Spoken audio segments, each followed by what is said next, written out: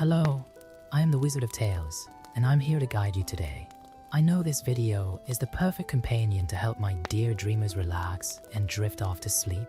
Before we dive into a world of calm and serenity, don't forget to like the video, subscribe to the channel, and tell me where you're watching from and what time it is for you.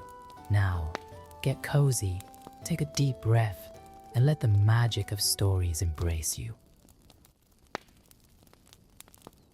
In the crystalline depths of the ocean, where the sunlight danced in shades of blue and emerald across the waters, there was a majestic kingdom ruled by the mighty King Triton.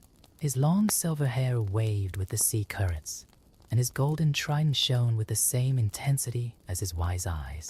Among her 7 daughters, Marina, the youngest, was considered the most beautiful and mysterious of all. Marina had a voice that made the corals vibrate, and the fish stopped to listen.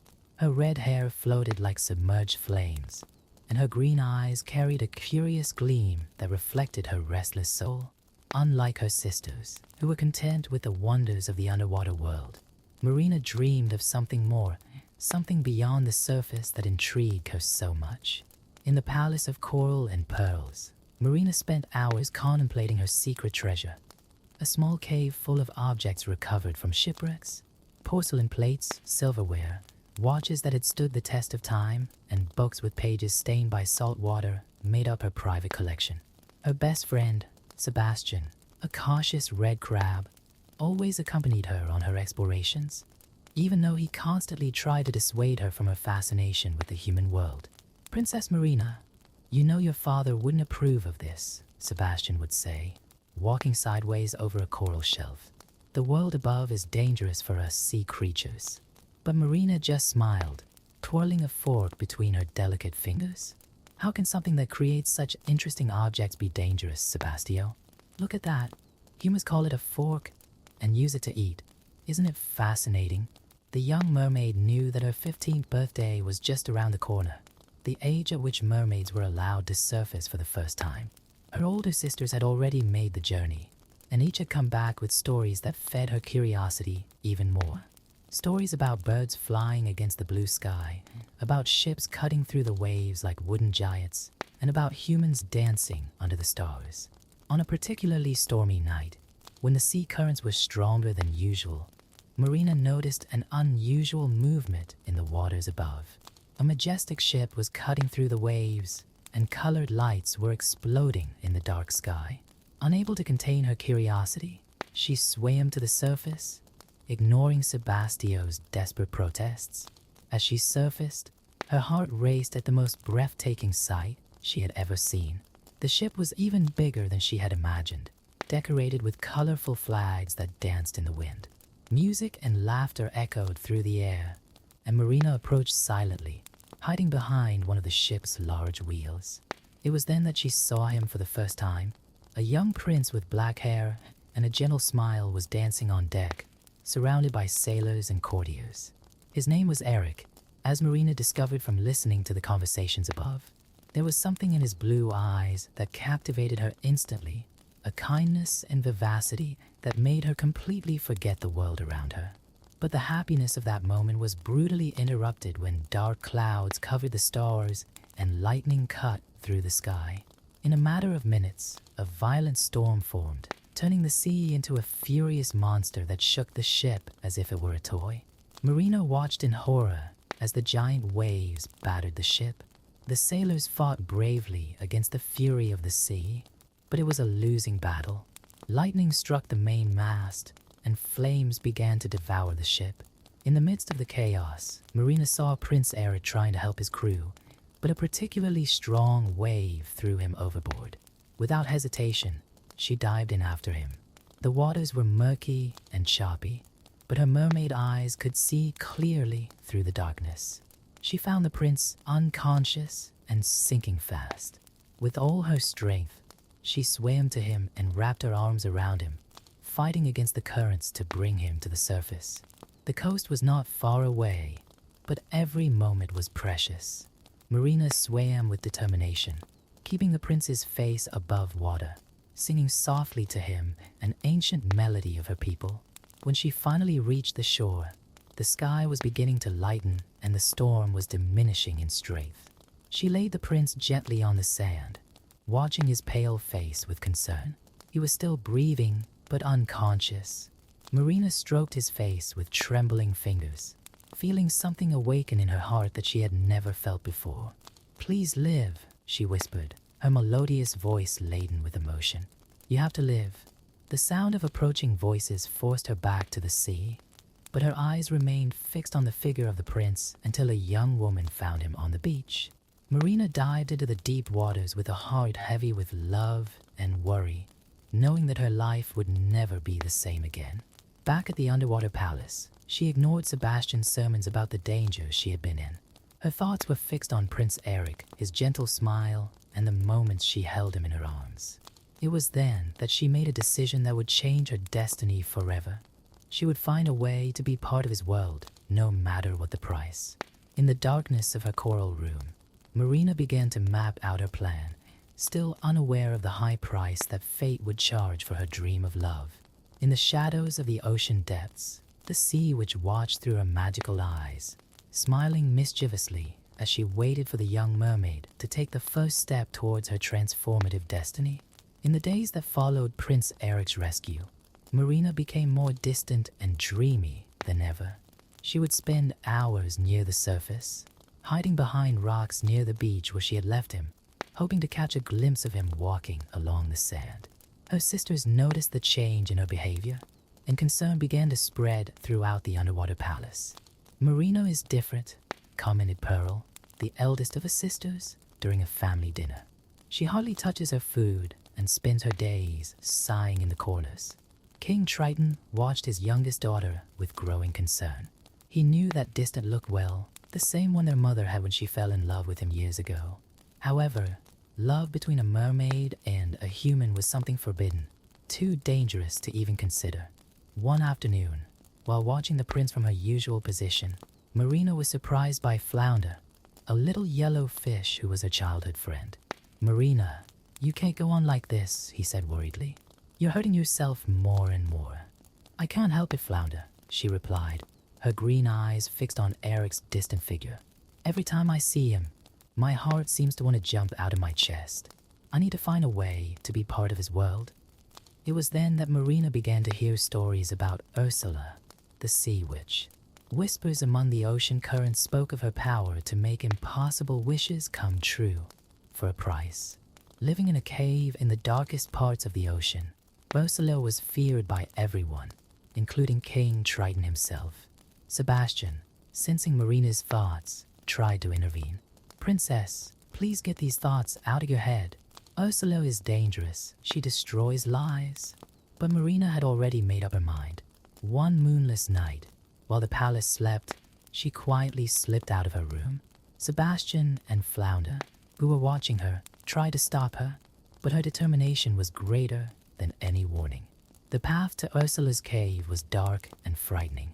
Deformed sea creatures, former victims of the witch, writhed on the seabed, their eyes glowing with silent warnings.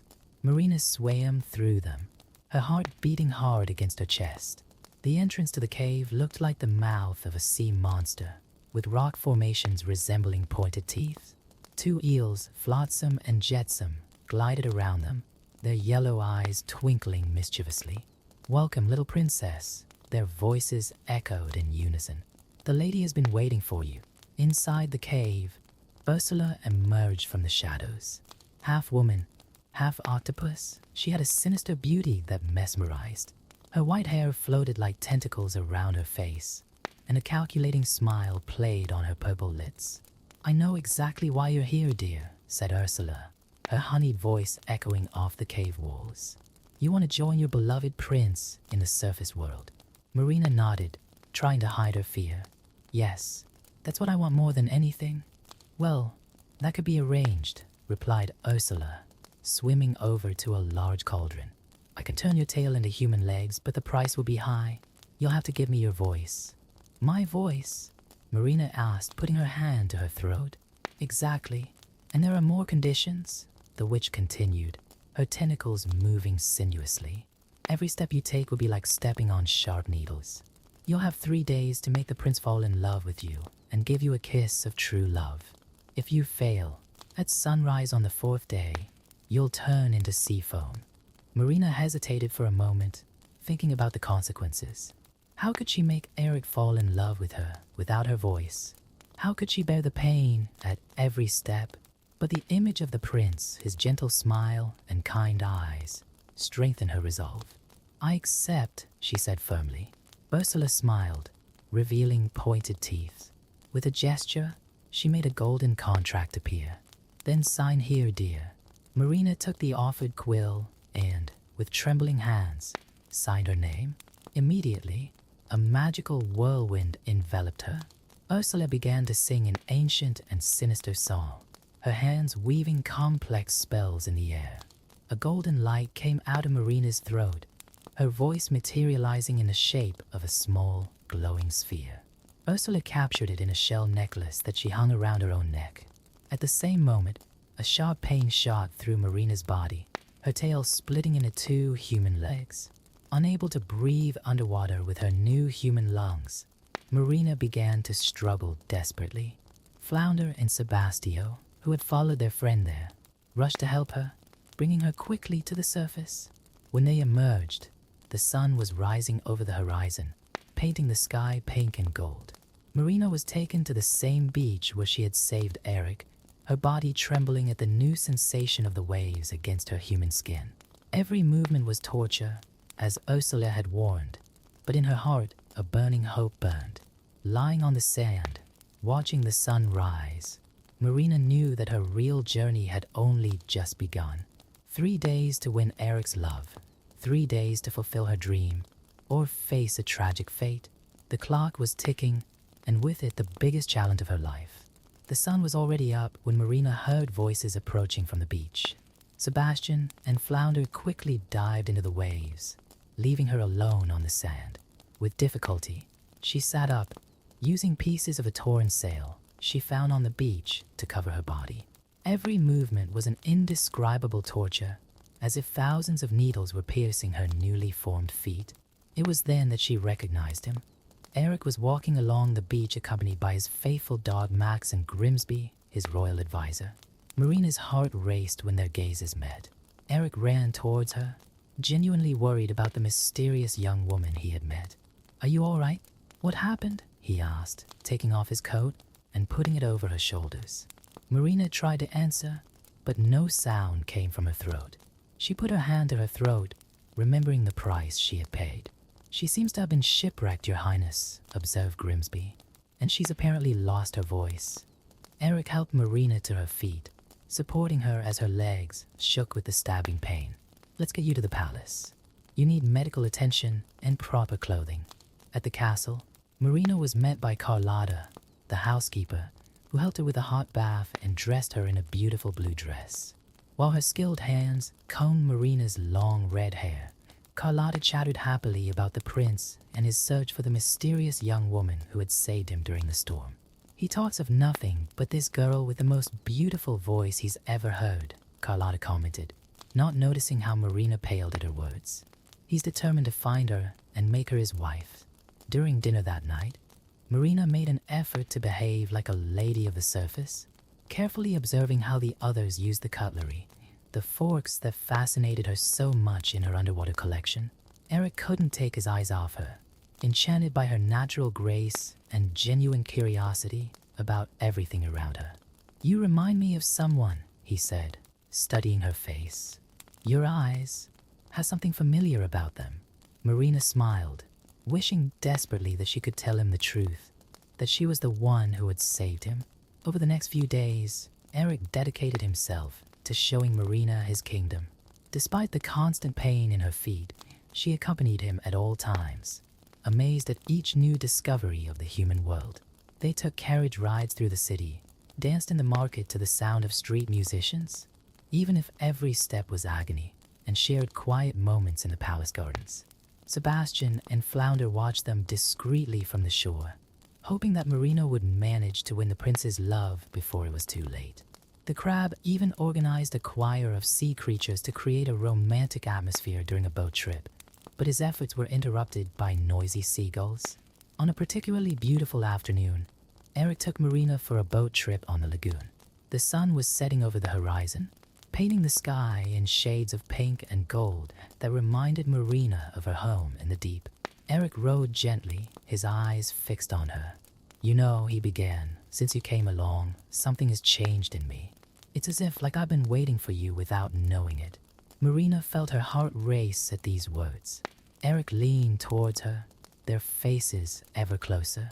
But before their lips could touch, the boat rocked violently, almost capsizing. Two familiar figures slid into the dark waters, Flotsam and Jetsam, Ursula's eels, who had been sent to make sure Marina failed in her mission. The moment was broken, and Eric quickly rowed back to the shore, concerned for Marina's safety. As they walked back to the castle, he held her hand affectionately, but something in his gaze had changed, a shadow of doubt or worry that hadn't been there before. That night, alone in her room, Marina watched the stars through the window, thinking of her family in the depths of the ocean. King Triton had noticed their disappearance and ordered searches throughout the underwater kingdom. Her sisters swam tirelessly, calling out to her, their worried voices echoing through the waters. From his lookout post on the beach, Sebastian watched the castle with apprehension. Time was running out fast. Marina had just one more day to get the kiss of true love. Ursula's words echoed in his mind like a dark omen. "If you fail, at sunrise on the fourth day, you will turn into sea foam." In the darkness of her cave, Ursula watched everything through a crystal bowl, a mischievous smile on her purple lips. "Soon, very soon," she murmured, stroking the necklace that held Marina's voice. "Triton's daughter will be mine, and then the kingdom of the sea itself will fall into my hands." Marina's fate hung by a thread, balanced between Eric's growing love and the relentless time that was running against her. The stars shone in the night sky as silent witnesses to her dilemma, while the sea whispered ancient melodies of love and loss in the dark depths. The next morning, a commotion swept through the castle. A mysterious young woman had arrived on the beach, her melodious voice echoing through the halls of the palace. Eric, upon hearing that familiar song, ran towards her as if bewitched. Marina watched from her bedroom window, her heart clenching as she recognized her own voice coming from the stranger's lips.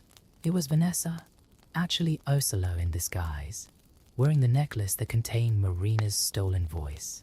Her long black hair and violet dress contrasted with her pale skin, and her eyes sparkled with a malice that only Marina seemed to notice. "It's her," exclaimed Eric, amazed. "The voice I've been looking for so long. The girl who saved me from shipwreck." Marina tried desperately to get his attention, to make him realize the mistake, but without her voice, her gestures just looked like the expression of a jealous young woman. Grimsby, impressed by the developments, immediately began preparations for a royal wedding. "The wedding will take place tomorrow at sunset, on the royal ship," he announced, while Vanessa smiled triumphantly, her necklace glinting subtly in the daylight. Sebastian and Flounder watched in horror from the beach. "We need to do something," exclaimed the little fish, swimming nervously in circles. "That which is fooling everyone." Marina spent the rest of the day following Eric and Vanessa around the castle, her heart breaking every time she saw him smile at the imposter. The pain in her feet seemed insignificant compared to the agony in her chest. When night came, she took refuge in the palace gardens, letting her silent tears fall into the sea.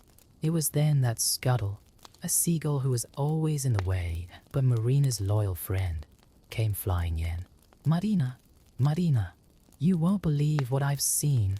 The seagull began to tell how she had witnessed Vanessa in her bedroom, her true sea which form revealed in a mirror as she laughed and plotted her revenge on King Triton. With this revelation, a plan began to form. Sebastian dived into the depths to warn King Triton, while Flounder rounded up all the sea creatures he could find. Scuttle flew in to mobilize his fellow gulls and other seabirds. The morning of the wedding arrived with a surprisingly clear sky. The royal ship was magnificently decorated with flowers and ribbons, and guests from all over the kingdom arrived to celebrate. Marina, dressed in a simple pink dress, watched the preparations with a heavy heart, knowing that at sunset her fate would be sealed. When the ceremony began, Vanessa walked the deck of the ship like a true queen, her white wedding dress trailing behind her. Eric seemed to be in a kind of trance, his eyes glazed over and an empty smile on his face. Suddenly, the sky was filled with dozens of seabirds. Seagulls dived towards Vanessa, tugging at her hair and dress. Dolphins and seals shook the ship, while crabs and starfish climbed up the hull, creating controlled chaos. In the midst of the confusion, Vanessa's necklace broke, releasing Marina's voice in a golden sphere that floated back to its true owner. The moment the voice returned to her throat, Marina began to sing, and Eric finally awoke from the spell. "It was you," he exclaimed, running towards her. "You saved me that night." But before they could get any closer, the sun began to set over the horizon. Vanessa, now revealed as Ursula, let out a terrible laugh that echoed across the sea. "Too late, little princess." Marina felt a sharp pain run through her body as her legs began to transform back into a mermaid's tail. Ursula, regaining her true form, grabbed Marina with her tentacles and dived into the sea, dragging her with her. "Marina," shouted Eric without hesitating to dive in after them. In the depths, King Triton appeared, his trident glowing menacingly. "Ursula, free my daughter." "Oh, but we have a contract, Triton dear," replied the sea witch, displaying the golden parchment with Marina's signature. Unless what?" asked the king, his voice trembling slightly. "Unless you want to take her place," suggested Ursula, her eyes twinkling with mischief. "Her crown for her life? What do you say, your majesty?" Marina tried to protest, but Ursula's tentacles held her firmly in place. Above them, Eric swam desperately, looking for a way to help, while Sebastian and Flounder tried to guide him through the dark waters. King Triton looked at his youngest daughter, seeing in her the same unconditional love that her mother had shown years ago. With a flick of his trident, he pointed to the contract, turning Marina's signature into his own. "No, Dad," cried Marina, but it was too late. A magical whirlwind enveloped King Triton, and within seconds he had transformed into a small sea creature, another of Ursula's many imprisoned souls. The sea witch grabbed the crown and tried it, her power growing exponentially as she laughed maniacally. "The kingdom of the sea is finally mine." Marina floated in shock, watching her transformed father, while Eric continued to swim towards her. The darkness of the deep seemed to swallow up all hope, but in his eyes shone a fierce determination. The battle for the kingdom of the sea had only just begun, and Marina knew she would need all her courage and Eric's love to face what lay ahead. Ursula grew in size and power, Triton's trident amplifying her dark magic as she rose from the depths of the ocean. The surface of the sea began to bubble violently, and a storm formed in the sky, with lightning cutting through the dark clouds. Marina, seeing her father transformed into a helpless little sea creature, felt an unknown force grow inside her. Eric, who was still swimming nearby, finally managed to reach her. Their eyes met in the midst of the chaos, and in that moment, they both knew what they needed to do. "The necklace!" shouted Sebastian, swimming frantically around them. The necklace she wore before still has some of the original magic. Marina dived towards the wreckage of the ship where she had first met Eric, with him following close behind. Among the debris, the necklace glowed faintly, still bearing traces of Ursula's original spell. Meanwhile, above them, the sea witch was using her trident to create a gigantic whirlpool, bringing shipwrecks up from the depths. "Poor unfortunate souls," thundered Ursula, her voice echoing across the ocean. "Behold your new queen." Marina reached for the necklace, just as one of the resurfaced ships almost crushed them. Eric, displaying extraordinary courage, swam through the floating wreckage, grabbing a broken spear from one of the figureheads. Marina's sisters emerged from the turbulent waves, bringing with them an army of sea creatures. Even mermaids and tritons from distant kingdoms came to their aid, recognizing the threat Ursula posed to all the oceans. "We need to take the trident from her," shouted Marina to Eric, her voice barely audible over the roar of the storm. Flounder and Sebastian coordinated a diversionary attack, leading schools of fish that swam in formation, confusing the sea witch's vision. The seagulls, led by Scuttle, plunged from the sky like arrows, striking Ursula in the face. Eric, taking advantage of the distraction, swam over to one of the resurfaced ships and began to climb its sloping hull. Marina followed, her tail providing enough momentum to keep up with him. The necklace around her neck began to glow more brightly as they approached Ursula. "Insignificant insects," roared the witch, shooting lightning bolts from her trident in all directions. One of them hit the ship where Eric and Marina were, causing it to tilt dangerously. It was then that Marina realized what she needed to do, concentrating on the love she felt for Eric, for her father, for her family, and for the ocean itself. She began to sing.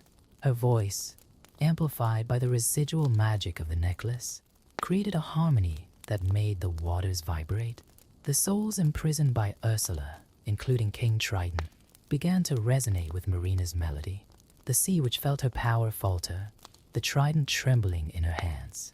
Eric, seeing his chance, threw the spear with all his might, hitting Ursula's arm and causing her to drop the trident. Marina dived to catch it, but Ursula was quicker, grabbing her with her tentacles. "Did you really think you could beat me, little princess?" At that crucial moment, Eric leapt from the ship, grabbing the trident before it sank into the depths. With one swift movement, he threw it towards Marina, who managed to free herself from Ursula's tentacles using her tail as leverage. Holding her father's trident, Marina felt its power flow through her. The music in her heart turned into pure energy, and with a cry that mixed pain and determination, she pointed the trident at Ursula. A ray of golden light pierced the sea witch's chest. Ursula began to fall apart, her gigantic body turning into dark foam that dissipated into the waves. With her destruction, all her curses were broken. The imprisoned souls returned to their original forms, including King Triton, who regained his crown and majestic appearance. The storm began to calm down, and the sun broke through the clouds. Marina swam over to Eric, who was floating exhausted on the surface. Her father watched them, finally understanding the depth of the love between them. "Marina, my daughter," said King Triton, his voice gentle, "you have shown more courage and true love than I ever imagined possible." With a flick of his trident, which Marina returned respectfully, he created an arc of golden light that enveloped his youngest daughter. Marina felt a familiar tingle run through her body, but this time there was no pain, just a warm sensation of transformation. "Go ahead, my little one," smiled Triton. "Live your life with the one who won your heart." Marina looked at her legs, human again, and then at Eric, who was smiling with tears in his eyes. They swam together to the beach, where they were greeted by a crowd who had witnessed the epic battle. The wedding was celebrated both on land and at sea. Sea creatures and humans gathered to witness the union that bridged the distance between two worlds. Marina, radiant in her white dress, could see her sisters smiling from the waves, while Sebastian led a choir of fish that sang joyfully. Eric and Marina built their castle by the sea, with a staircase that went straight down to the water, allowing her to visit her family whenever she wished. Over time, they became a bridge between the two worlds, promoting peace and understanding between humans and sea creatures. At night, when the moon shone over the waves, Marina still sang the ancient melodies of her people, her voice carrying stories of love, courage, and sacrifice across the waters. And in every note, in every word, was the reminder that true love has the power to transcend any barrier, even those between land and sea.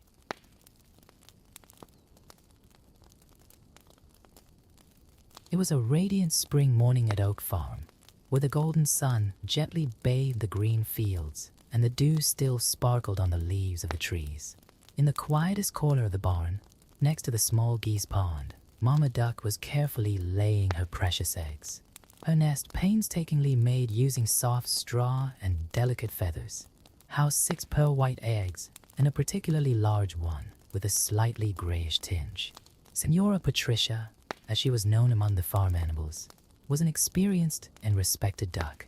Her light brown feathers were always well groomed, and her motherly manner made her a beloved figure to everyone.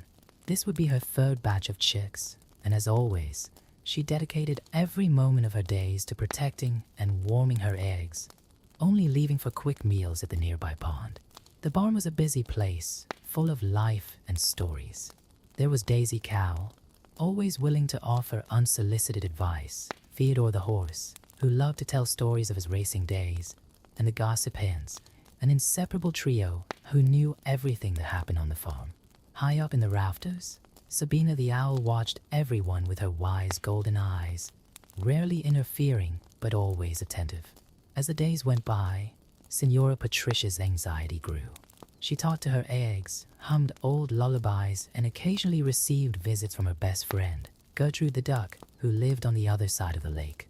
"Darling," said Gertrude in a worried way, looking at the larger grayish egg.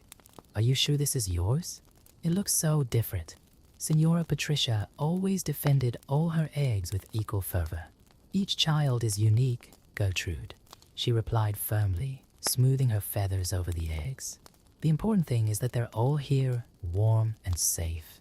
The Gossip Hens, however, never missed an opportunity to speculate about the different egg.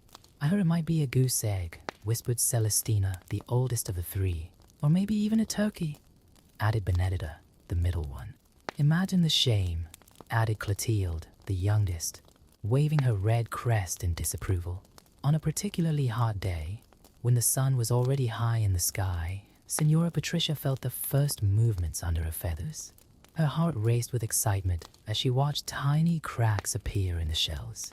One by one, the eggs began to break apart, revealing adorable yellow ducklings, who immediately began to chirp and snuggle up to their mother. The last one to hatch was precisely the one from the largest, grayish egg. The shell cracked with more difficulty, and when the chick finally emerged, a momentary silence overtook the barn. It was a considerably larger duckling than its siblings, with a grayish fluff instead of the traditional yellow, longer legs and a neck that seemed disproportionately long. "Oh dear," exclaimed Gertrude, who had arrived to meet the newborns. The gossiping hens immediately began their whispering, and even Daisy Cow, always so diplomatic, couldn't hold back a hum of surprise. Mrs. Patricia, however, showed no sign of rejection. She welcomed the different duckling with the others, covering him with the same love and care. "Come along, my little ones," she called sweetly. "Let's learn to swim." The next few days were a mixture of joy and worry. While the yellow duckling swam with natural grace, the different duckling, although he could also swim very well, drew attention to his clumsy movements when walking. His longer legs occasionally tripped him up, and his larger size made him less agile on dry land. The other animals on the farm, especially the younger ones, began to make nasty comments. "Look at the way he walks," laughed the chicks. "He always looks like he's about to fall over," sneered the piglets. Even his own siblings, influenced by the environment, began to shy away from him during playtime. Sabina the owl, from her post in the rafters of the barn, watched everything with her keen eyes. One evening, when the different duckling was alone by the pond, she decided to come down from her perch for a chat. "You know," she began in her soft, deep voice, "sometimes being different isn't a curse, but a gift we haven't discovered yet." The duckling looked at her with his big, sad eyes. "But why did I have to be different? Why can't I be like my brothers?" The wise owl smoothed her feathers thoughtfully before replying. "Each creature has its own path to follow, little one. Time will reveal yours." With these enigmatic words, she flew off silently, leaving the duckling immersed in his thoughts. At night, while everyone was asleep, the different duckling would often sneak down to the edge of the lake to look at its reflection in the calm waters. In the moonlight, his distorted image seemed even stranger, and a deep feeling of not belonging began to grow in his heart. He loved his mother and knew that she loved him too, but with each passing day, it became harder to bear the stares, whispers, and laughter of the other farm animals. It was on one of these lonely nights that he made a decision that would change his life forever. With a heavy heart, but determined, he decided that he needed to leave. Perhaps somewhere else he could find others like him, or at least a place where being different wouldn't be the cause of so much derision and loneliness. The next morning, before the first rays of sunlight touched the horizon, the different duckling gathered all his courage. With silent steps, he approached his sleeping mother and, holding back tears, whispered one last goodbye. Mrs. Patricia stirred slightly in her sleep, but did not wake up, while her little brothers continued to nestle little yellow balls of soft feathers. The morning dew dampened his feathers as he walked away from the barn, past the great oak that gave the farm its name. The cold dawn wind made his hair stand on end, but he walked on determined. As he got further away, the familiar sounds of the farm were fading into the background. The distant crowing of the rooster, the soft mooing of the cows, and even the whispering of the gossiping hens now seemed just a distant memory. His first stop was a small stream that meandered through a field of daisies. There he met some wild ducks who, to his surprise, didn't seem too interested in his different appearance. "Around here everyone is different in their own way," explained an elderly duck with white spots on its wings. "The important thing is to know how to swim and find food." For a few days, the duckling stayed with the group of wild ducks, learning their customs and way of life. They taught him how to find the best grains and insects hidden among the aquatic plants, and how to dive deep to escape predators. For the first time since he could remember, he felt almost accepted. However, the peace was short-lived. One morning, Hunter's gunfire echoed through the air, scattering the group in all directions. In the midst of the chaos and panic, the different duckling flew as far as it could, its not yet fully developed wings struggling against the wind. When it finally landed, it was alone again, in an unknown and dark swamp. The swamp was a very different place from the cozy farm he knew. The twisted trees cast strange shadows over the murky water, and mysterious sounds echoed in the darkness. It was there that he met two wild geese, eccentric creatures who amused themselves with their own incomprehensible jokes. "You're certainly the ugliest duck we've ever seen," said one of them, laughing, "but that could be an advantage around here. No one will want to hunt something so clumsy," the other goose added. "Why don't you join us? We're all a bit odd, really." Despite the rudeness of the comments, the duckling considered the offer. After all, these geese seemed to accept their difference, even if it was in a peculiar way. But before he could reply, more shots cut through the air. "Run!" shouted one of the geese, but it was too late for them.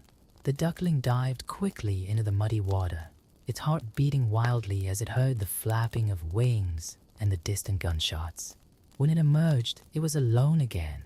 The silence of the swamp now seemed even more oppressive, and a deep sadness took hold of his heart. He thought of his mother, of her warm and safe nest, and of Sabina the owl's words. Had she made a mistake in leaving? The weeks turned into months, and the duckling continued its lonely journey.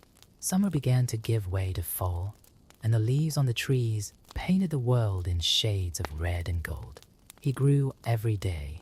His legs became stronger and his neck longer, but his appearance continued to cause strangeness wherever he went. In a small pond surrounded by tall reeds, he met a group of frogs who were watching him curiously. "You don't look much like a duck," commented a wise old frog, scratching his wrinkled chin. "But you don't exactly look like a goose either. What are you anyway?" I don't know," replied the duckling, realizing for the first time that he really didn't know his true identity.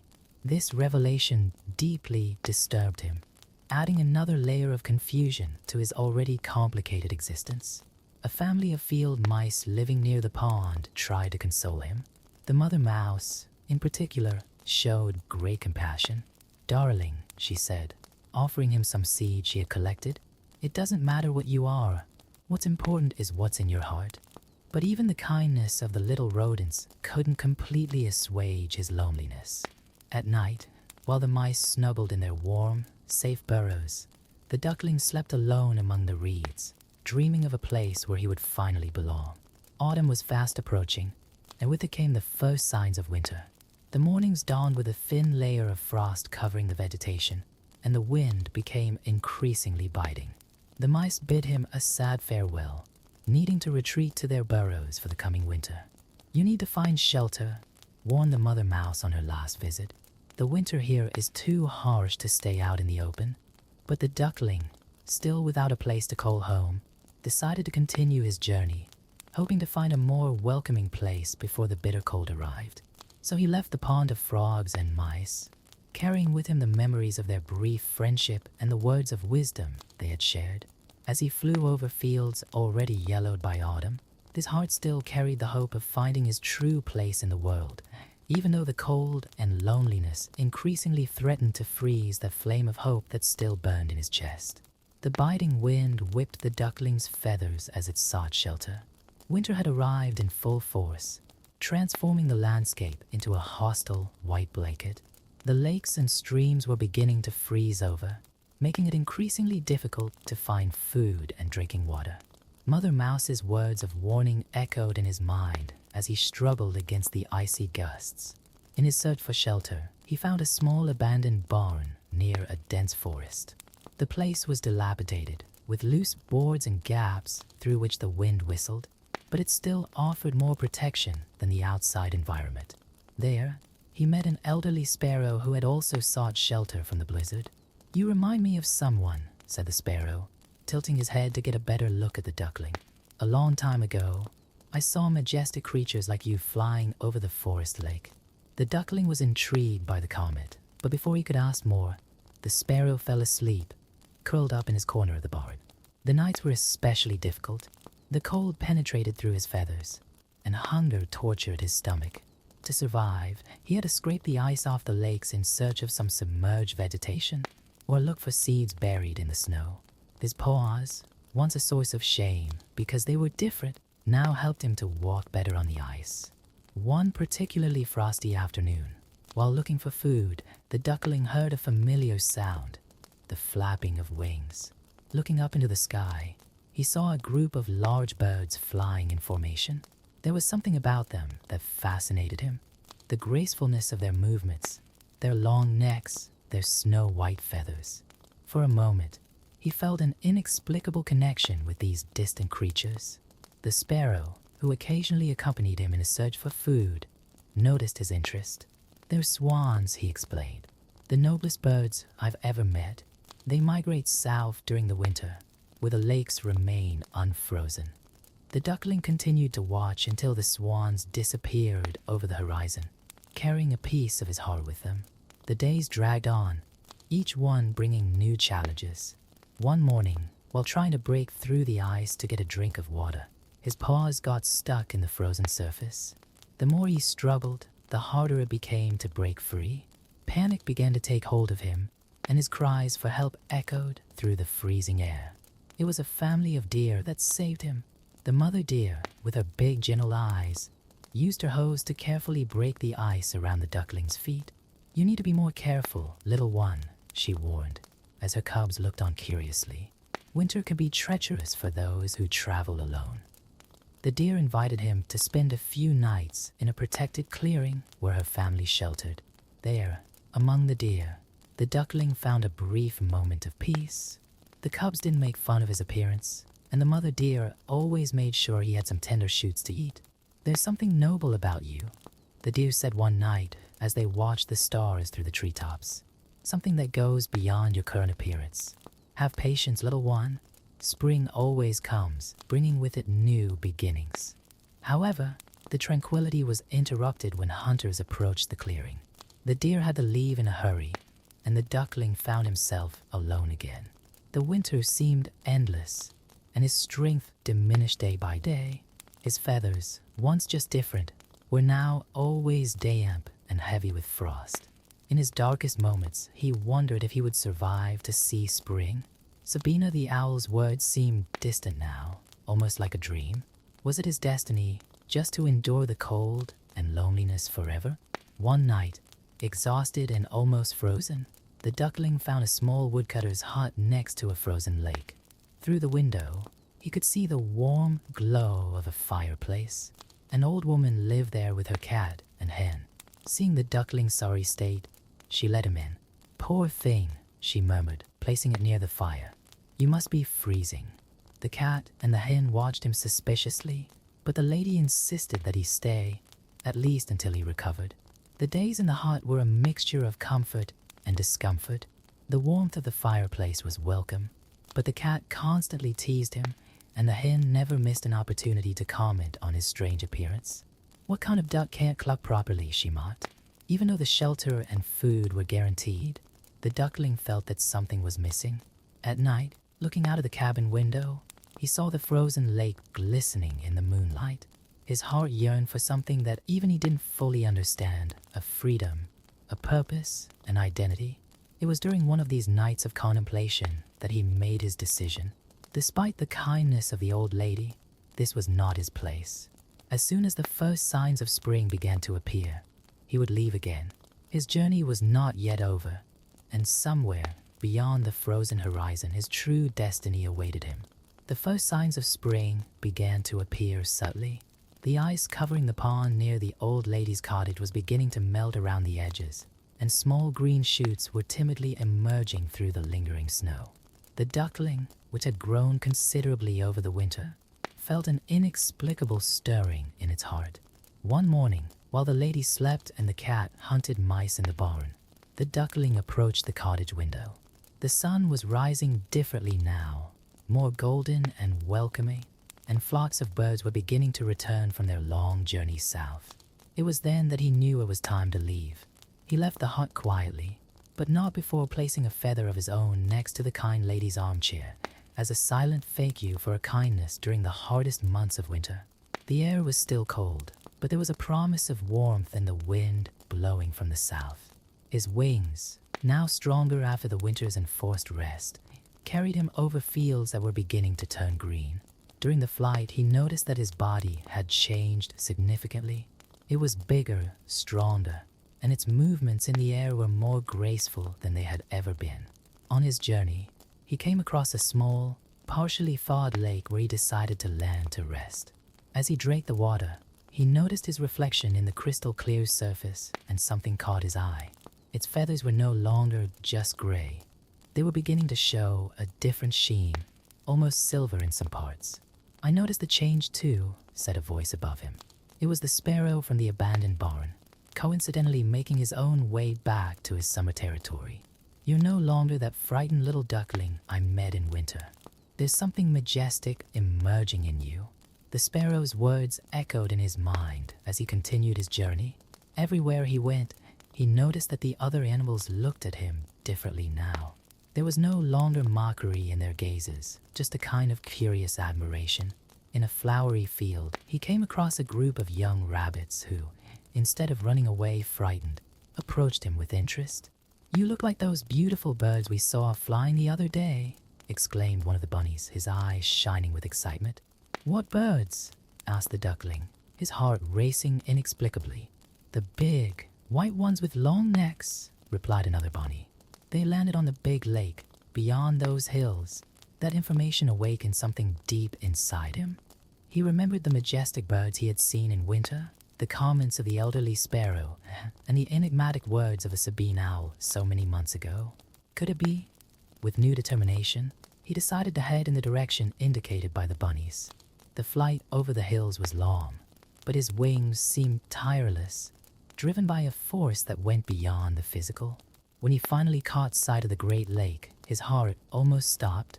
There they were, the same majestic birds he had seen during the winter. Swans, as the sparrow had called them. They floated gracefully over the blue waters, their long necks curving in elegant arcs, their white feathers glistening in the spring sunshine. With a mixture of awe and fascination, the duckling landed in the water at a safe distance from the group. His heart was beating so loudly that he feared it could be heard all along the lake shore. Then something extraordinary happened. One of the young swans swam towards him. There was no hostility in its movements, just a gentle curiosity. When it got closer, it tilted its head slightly, as if studying you. "You must be new here," he said in a soft voice. "Welcome to our pond." The duckling was stunned. There was no mockery, no rejection, just acceptance. Confused, he looked at his reflection in the water and, for the first time, really saw himself. Its feathers were no longer gray. They had turned a pure, brilliant white. Its neck, once awkwardly long, was now elegant and graceful. It was no longer a different duckling. It was a young swan. The words of the Sabine owl came back to his mind with crystal clarity. Sometimes being different is not a curse, but a gift we have yet to discover. Now he finally understood. All the trials, all the loneliness, and all the suffering had been part of his journey of transformation. Other swans approached, welcoming him as one of their own. Among them was an older couple who watched him with a special twinkle in their eyes. "We remember," said the female swan sweetly. "One of our eggs was lost during a storm last spring. It must have rolled into a duck's nest." The revelation hit him like a ray of sunshine through dark clouds. His story, his origins, everything began to make sense. He wasn't an ugly duckling. He had always been a swan, just waiting for his moment to blossom. As the spring days grew longer and warmer, the young swan learned more and more about his true nature from his new family. The older swans taught him the traditions of their people, such as flying in formation, finding the best places to feed, and building safe nests. However, amidst the joy of his discovery and new life, one lingering memory accompanied him. Lady Patricia, the duck who had hatched him and loved him unconditionally, even when everyone else rejected him. At night, as he floated under the stars with his swan brothers, he thought about her and how she must have suffered from his sudden departure. "You seem distant," observed his birth mother one morning as they swam together in the lake. "Is something troubling you?" The young swan hesitated for a moment before replying. "I'm thinking of the duck that raised me. She loved me when no one else did, and I left without saying goodbye properly." The older swan gently touched her son's neck, a gesture of understanding between their species. "True love manifests itself in many ways," she said wisely. "Perhaps it's time to make peace with your past." So, one clear morning, the young swan decided it was time to return to Oak Farm. His biological parents and swan brothers understood his need and supported him in his decision. "Sometimes," said his swan father, "we need to go back to really move forward." The flight back was different from all his previous journeys. There was no longer any fear or uncertainty in his heart, just a mixture of anxiety and anticipation.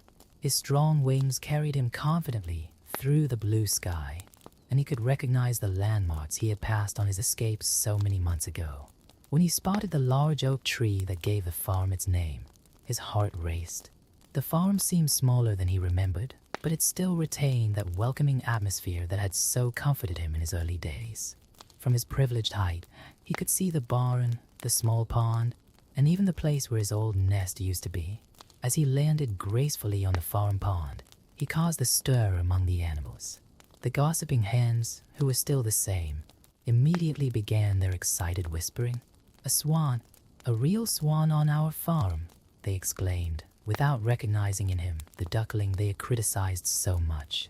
Daisy Cow, older and wiser now, approached the edge of the lake, watching him with her gentle eyes. There was a glint of recognition in her gaze, but she kept a discreet smile, allowing him to conduct his own return. It was then that he saw her, Mrs. Patricia, his adoptive mother, swimming calmly with a new group of ducklings. She was a little older, her feathers a little grayer, but her maternal bearing remained the same. The young swan swam towards her, its heart overflowing with emotion. Lady Patricia stopped as she saw him approaching, her eyes widening in recognition. Even transformed into a majestic swan, there was something in his eyes, in the way he moved, that a mother could never forget. "My son?" she whispered, her voice trembling with emotion. "Yes, Mama," he replied softly. "It's me." The little ducklings watched curiously as their mother approached the great white swan, gently touching its neck with her beak in a gesture of deep affection. Words were not needed to express all the love and longing contained in that moment. The news of his return spread quickly around the farm. Sabina the owl came down from her perch to see him, her golden eyes shining with satisfaction. "I knew," she said simply, "that you would find your way." During that special day, the young swan shared with Lady Patricia all his adventures.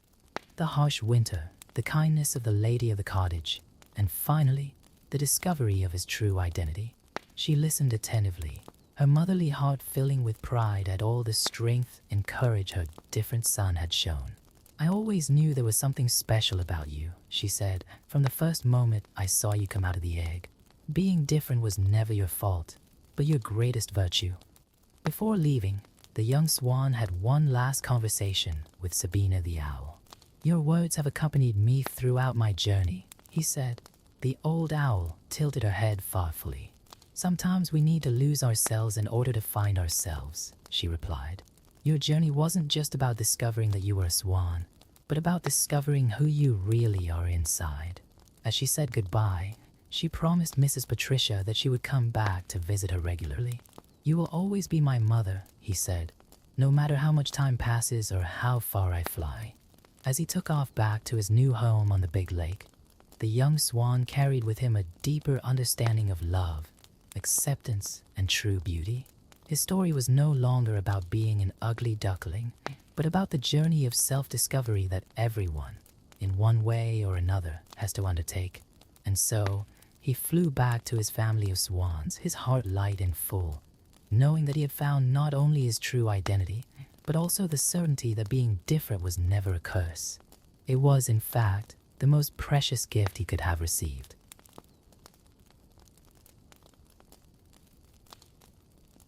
In a small village in the heart of the forest, where the trees danced to the wind and the birds sang their sweetest melodies, there lived a very special family of piglets.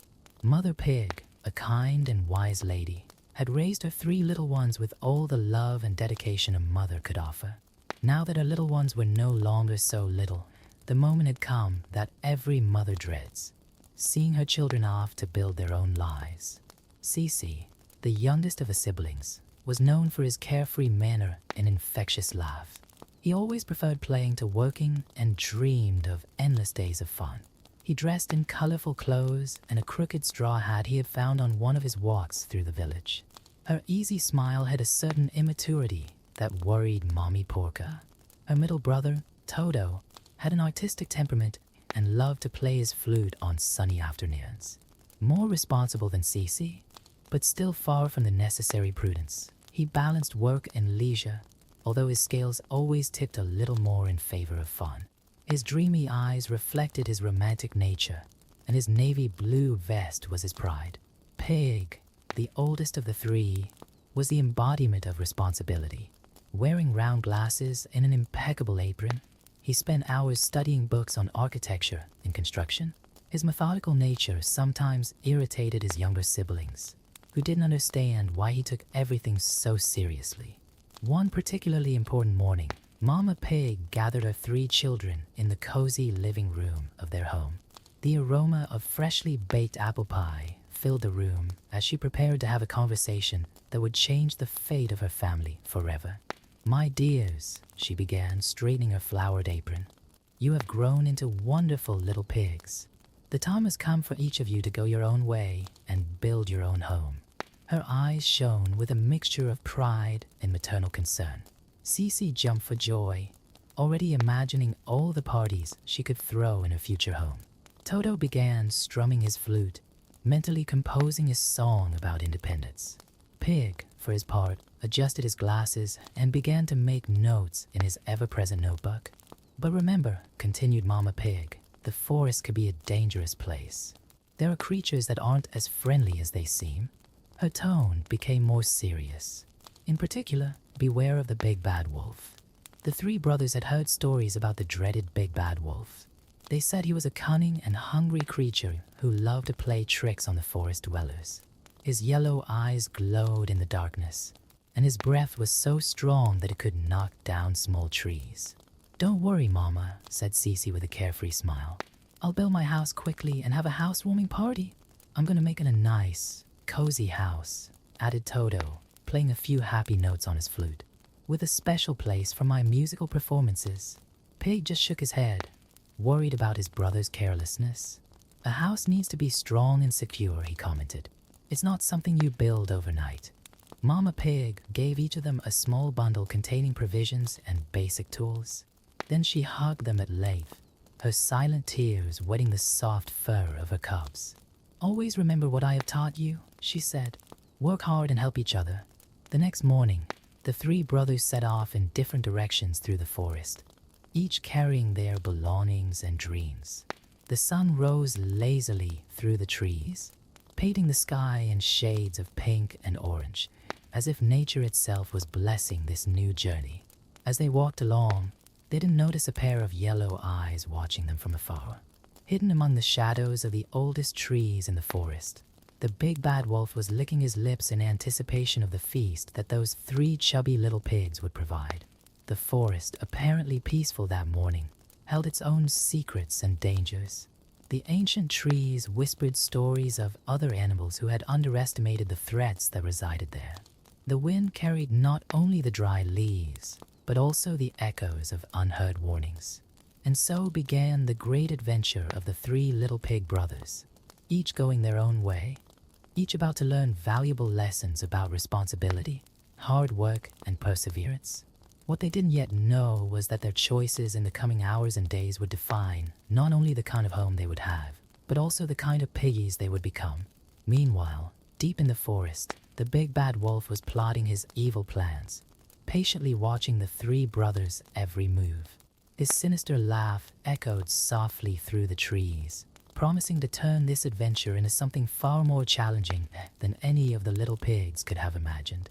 The sun was already high in the sky when Cece, the youngest of the brothers, found an open field full of golden straw. Her eyes lit up at the discovery, and a mischievous smile appeared on her rosy muzzle. "Perfect," he exclaimed, straightening his crooked straw hat. "With all this straw, I can build my house in no time and still have time for a nap." Meanwhile, not far away, Toto wandered through the forest playing his flute, enchanting the birds that followed him. His footsteps led him to a clearing where several tree trunks had been blown down by a recent storm. "What luck," he thought, stowing his flute in the pocket of his navy blue vest. "This will be perfect for my musical house." Pig, for his part, walked methodically, consulting a map he had drawn during his research.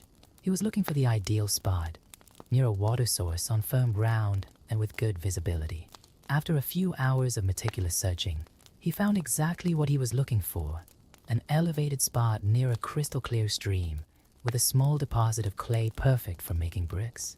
Cece worked with haste and carelessness, gathering large bundles of straw and tying them together clumsily. "The quicker I finish, the more time I'll have to play," he hummed as he stacked the straw anyway. In a few hours, he had built something that vaguely resembled a house, an unstable structure that swayed in the slightest breath of wind.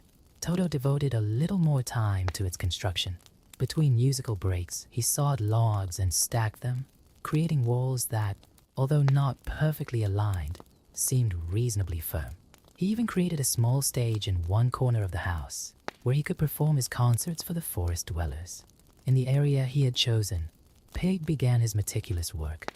First, he prepared a kiln to fire the bricks he would mold from the local clay. "One bad brick can compromise the whole structure," he muttered to himself, carefully measuring each block before firing it. The big bad wolf watched each of the brothers from a distance, surprised by the different approaches they took. His yellow eyes shone with satisfaction as he saw the fragility of Cece's house. "That'll be my appetizer," he thought, licking his lips. Toto's house didn't look very challenging either, but Pig's dedication irritated him deeply. As the day progressed, Cece had already finished her house and was organizing a small housewarming party. She invited some rabbits and squirrels from the neighborhood, who looked worriedly at the shaking straw walls, but didn't want to disappoint the cheerful Pig. "Look at that," boasted Cece, dancing in circles. "I finished my house in one day. Who needs so much work when you could do something so fast and fun?" The forest animals exchanged apprehensive glances, but smiled politely. Toto was also making progress with his construction, albeit more slowly. In between hammering, he often stopped to play his flute, claiming that music helps the wood fit together better. His house was beginning to take shape, with irregular windows and a door that creaked melodiously. While his younger brothers could already see the end of their work, Pig was still in the early stages of construction. Each brick was carefully inspected before being laid, and the foundation was measured and remedied to ensure total stability. At night, when Cece was sound asleep in her straw bed and Toto was strumming the last notes of the day on his flute, Pig was still working by lamplight, consulting his books and making precise calculations for the next day.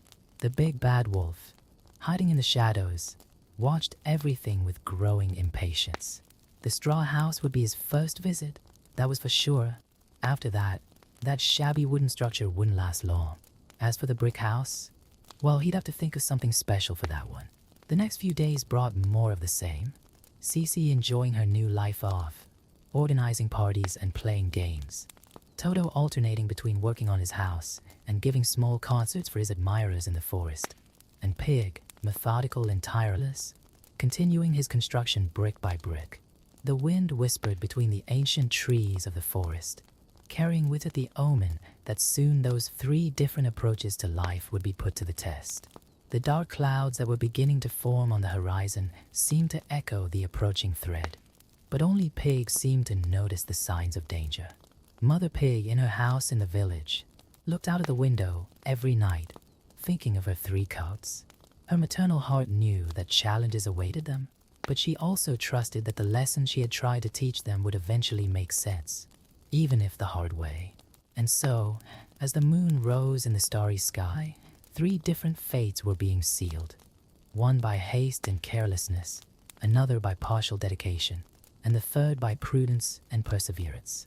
What none of the brothers knew was that their choices would soon be tested in the most dramatic way possible. The morning arrived with a different air in the forest. The wind blew stronger than usual, and the dark clouds on the horizon announced that changes were to come. The big bad wolf, who had been patiently waiting for the right moment, decided it was time to put his plan into action. Cece was in his straw house, lying in a makeshift hammock, humming nonchalantly. After a few days, this house was already showing clear signs of deterioration. Parts of the roof were beginning to crack, and the walls were shaking every time a strong breeze blew through. Knock, knock, knock. The sound echoed through the fragile structure, making Cece jump with fright. "Who's there?" he asked, his voice shaking slightly. "It's me, a tired traveler in need of shelter," replied a gruff voice from outside. It was obviously the big bad wolf trying to disguise his voice. Cece, despite being carefree, remembered her mother's warnings. "I'm sorry," she replied, "but I can't open the door to strangers." The big bad wolf, losing patience, revealed his true nature. "Then I'll blow and blow until your house falls down," and, filling his huge lungs with air, he blew as hard as he could. The straw house didn't stand a chance. With a single powerful blow, the structure crumbled like dust in the wind. Cece, in a panic, barely had time to grab her hat before she was running towards her brother Toto's house. "Toto, Toto, open the door," screamed Cece, desperately banging on the door of the wooden house. Her brother, who was rehearsing a new tune, quickly let him in. "What happened?" asked Toto, worried by his little brother's agitated state. "The big bad wolf. He destroyed my house with one blow," explained Cece, still panting. "Mom was right about him." They had barely finished talking when they heard it again. "Talk, talk, talk. Piggies, piggies, let me in." The big bad wolf's voice now didn't even try to disguise its threatening nature. "Never," replied the 2 brothers in unison. "Then I'll blow and blow until this house falls down." The wolf filled his lungs again, this time needing 2 powerful blows to make the wooden house start to give way. The boards creaked, the windows shook, and with a 3rd devastating blow, Toto's house began to collapse. The 2 brothers, holding only Toto's flute and Cece's hat, ran towards Pig's brick house. Meanwhile, Pig continued his methodical work, now finishing off his sturdy building. He had installed a sturdy chimney, windows with reinforced locks, and a solid oak door. "Pig, Pig, please let us in," his brothers shouted in desperation, banging frantically on the door. Pig, who had expected something like this, quickly opened the door for his brothers and locked it again. "Are you all right?" he asked, adjusting his glasses as he examined his frightened siblings. "The big bad wolf destroyed our houses," explained Toto, still shivery. "He blew and blew until they fell down." Pig shook his head, a serious expression on his face. "That's why I was so insistent on the importance of solid construction. This house was made to withstand any threat. It wasn't long before they heard the menacing voice of the big bad wolf. "Piggies, piggies, this house is gonna fall down too. I'm gonna blow and blow until there's nothing left." The wolf filled his lungs and blew as hard as he could, but the house didn't move. He blew again and again until he was red with exhaustion, but the building stood firm. Frustrated with his failure, the big bad wolf began to circle the house, looking for any weak points. His yellow eyes lit up when he spotted the chimney. "If I can't get in through the door," he thought, "I'll go down the chimney." Inside the house, Pig had already foreseen this possibility. He quickly instructed his brothers to help him with his plan. While the wolf climbed onto the roof, they lit a large fire in the fireplace and put a huge cauldron of water on to boil.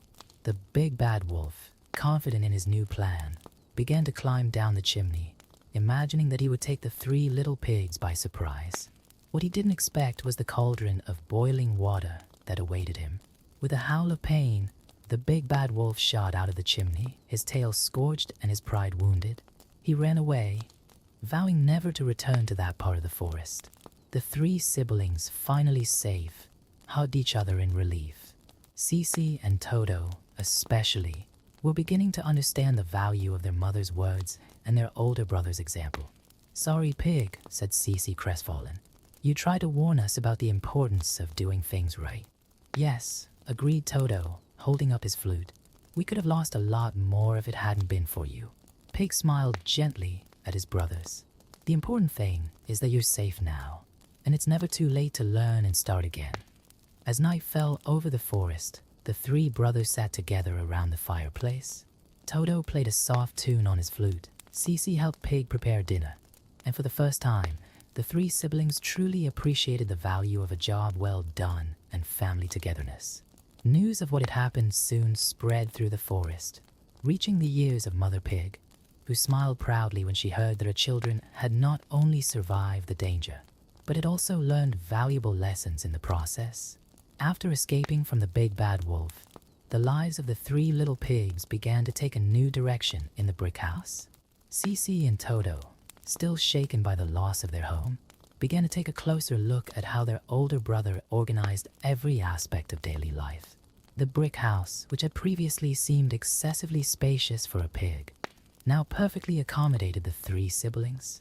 Pig had planned several rooms, as if he knew that one day he would need to house his family. The kitchen was large and well equipped, the study room full of useful books, and there was even a small stage where Toto could practice his music. "You know," said Cece one morning, as she helped Pig organize the pantry, "I never thought tidying up could be so satisfying." He had discovered that keeping everything in order was not only practical, but also brought a sense of accomplishment. Toto, for his part, began to incorporate more discipline into his music. Instead of playing randomly throughout the day, he set specific times to practice, allowing him to also take part in household chores. "Music sounds better when you have a purpose," he commented, after helping to build a new fence around the house. Pig watched the changes in his brothers with silent satisfaction. Although the situation that brought them together was frightening, it provided a unique opportunity to grow together. He began to teach his brothers about construction, sharing his knowledge in a patient and methodical way. One day, while they were working together on the garden they had started, they heard a commotion coming from the forest. It was a group of animals running scared. "The big bad wolf," they shouted. "He's back and angrier than ever." The 3 brothers looked at each other worriedly. Apparently, the wolf hadn't given up completely. Pig quickly led everyone into the house, including the frightened animals seeking refuge. "We needn't fear," said Pig, adjusting his glasses. "This house was built to withstand any threat." Even so, they could see that the wolf had changed his tactics. Instead of attacking directly, he began to circle the area, intimidating the forest dwellers and isolating the house. Cece, who would have hidden in fear before, now showed new courage. "We can't let him terrorize our forest friends," he declared, surprising his brothers with his determination. Toto agreed, his flute firmly held in his paws. "We need to come up with a plan to protect not just us, but the whole community." The 3 brothers gathered in the study room, where Pig kept his precious books and projects. Together, They began to develop a plan that combined Cece's creativity, Toto's musicality, and Pig's ingenuity. Over the next few days, they worked tirelessly. Pig taught his brothers how to build small safe havens scattered around the forest, using simplified but efficient techniques.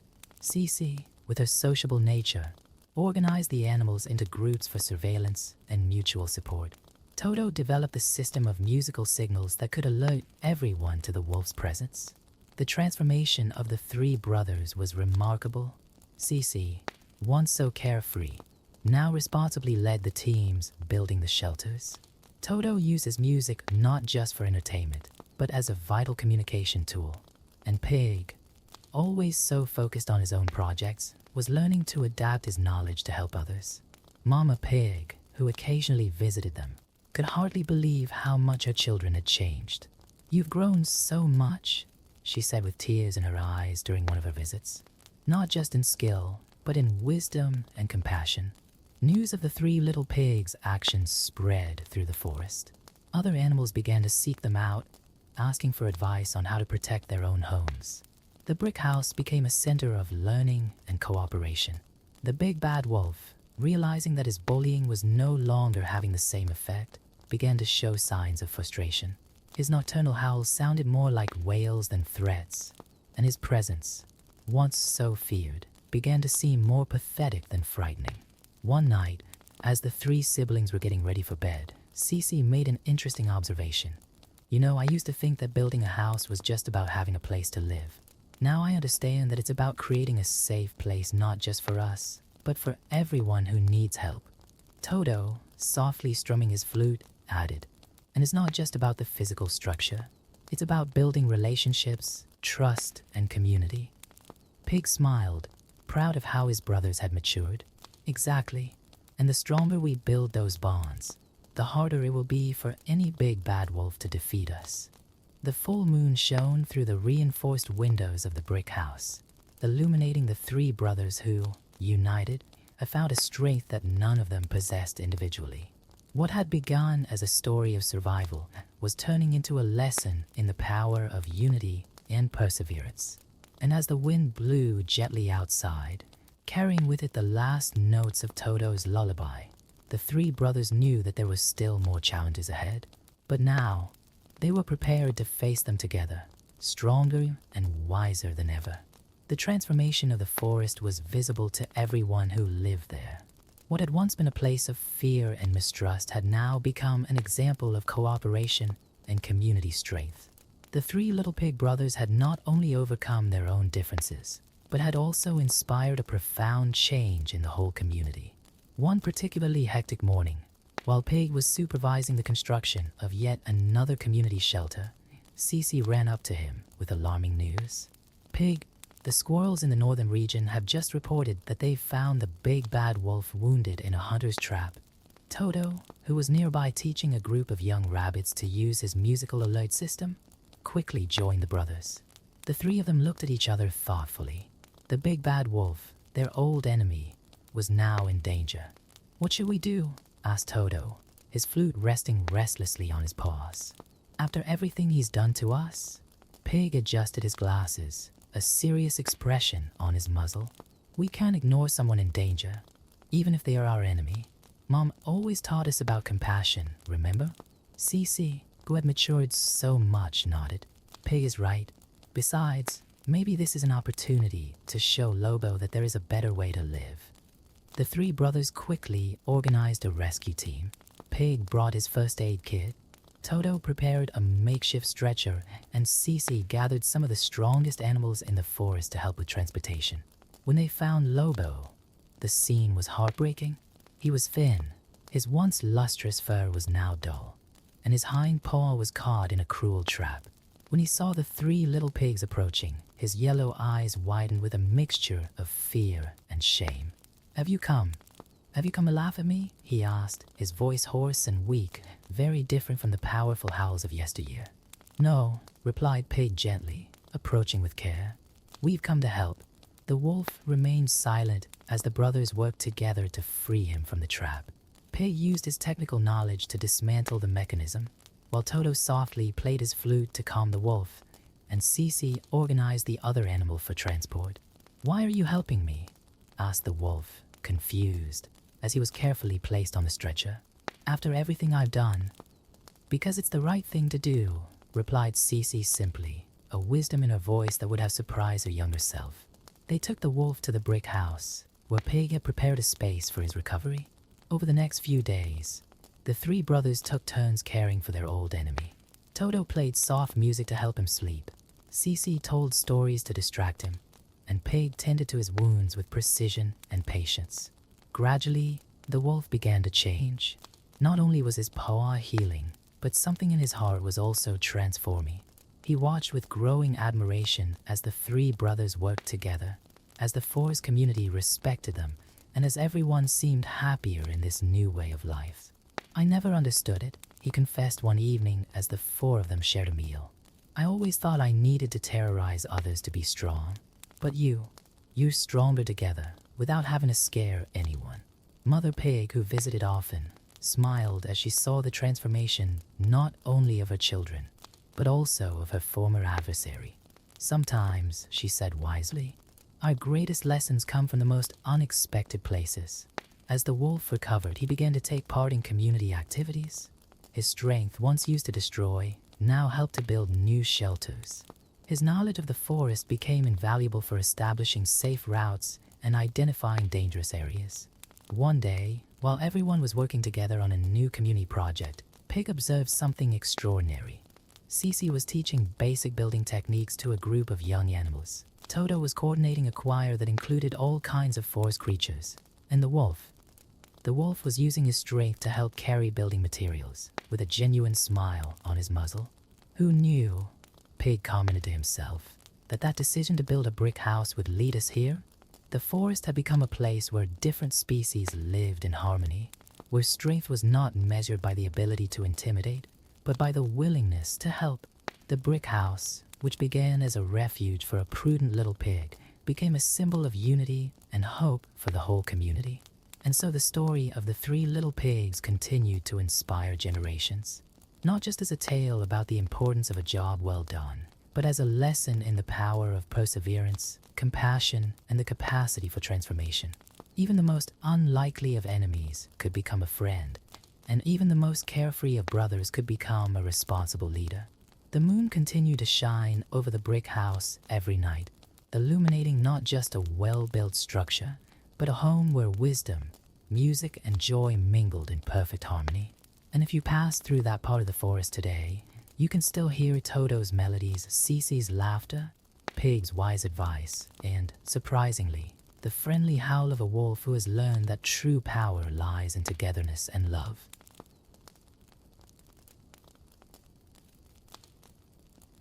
In a small French village, where the aroma of fresh bread mingled with the buzz of morning conversations, lived Belle, a young girl unlike any other.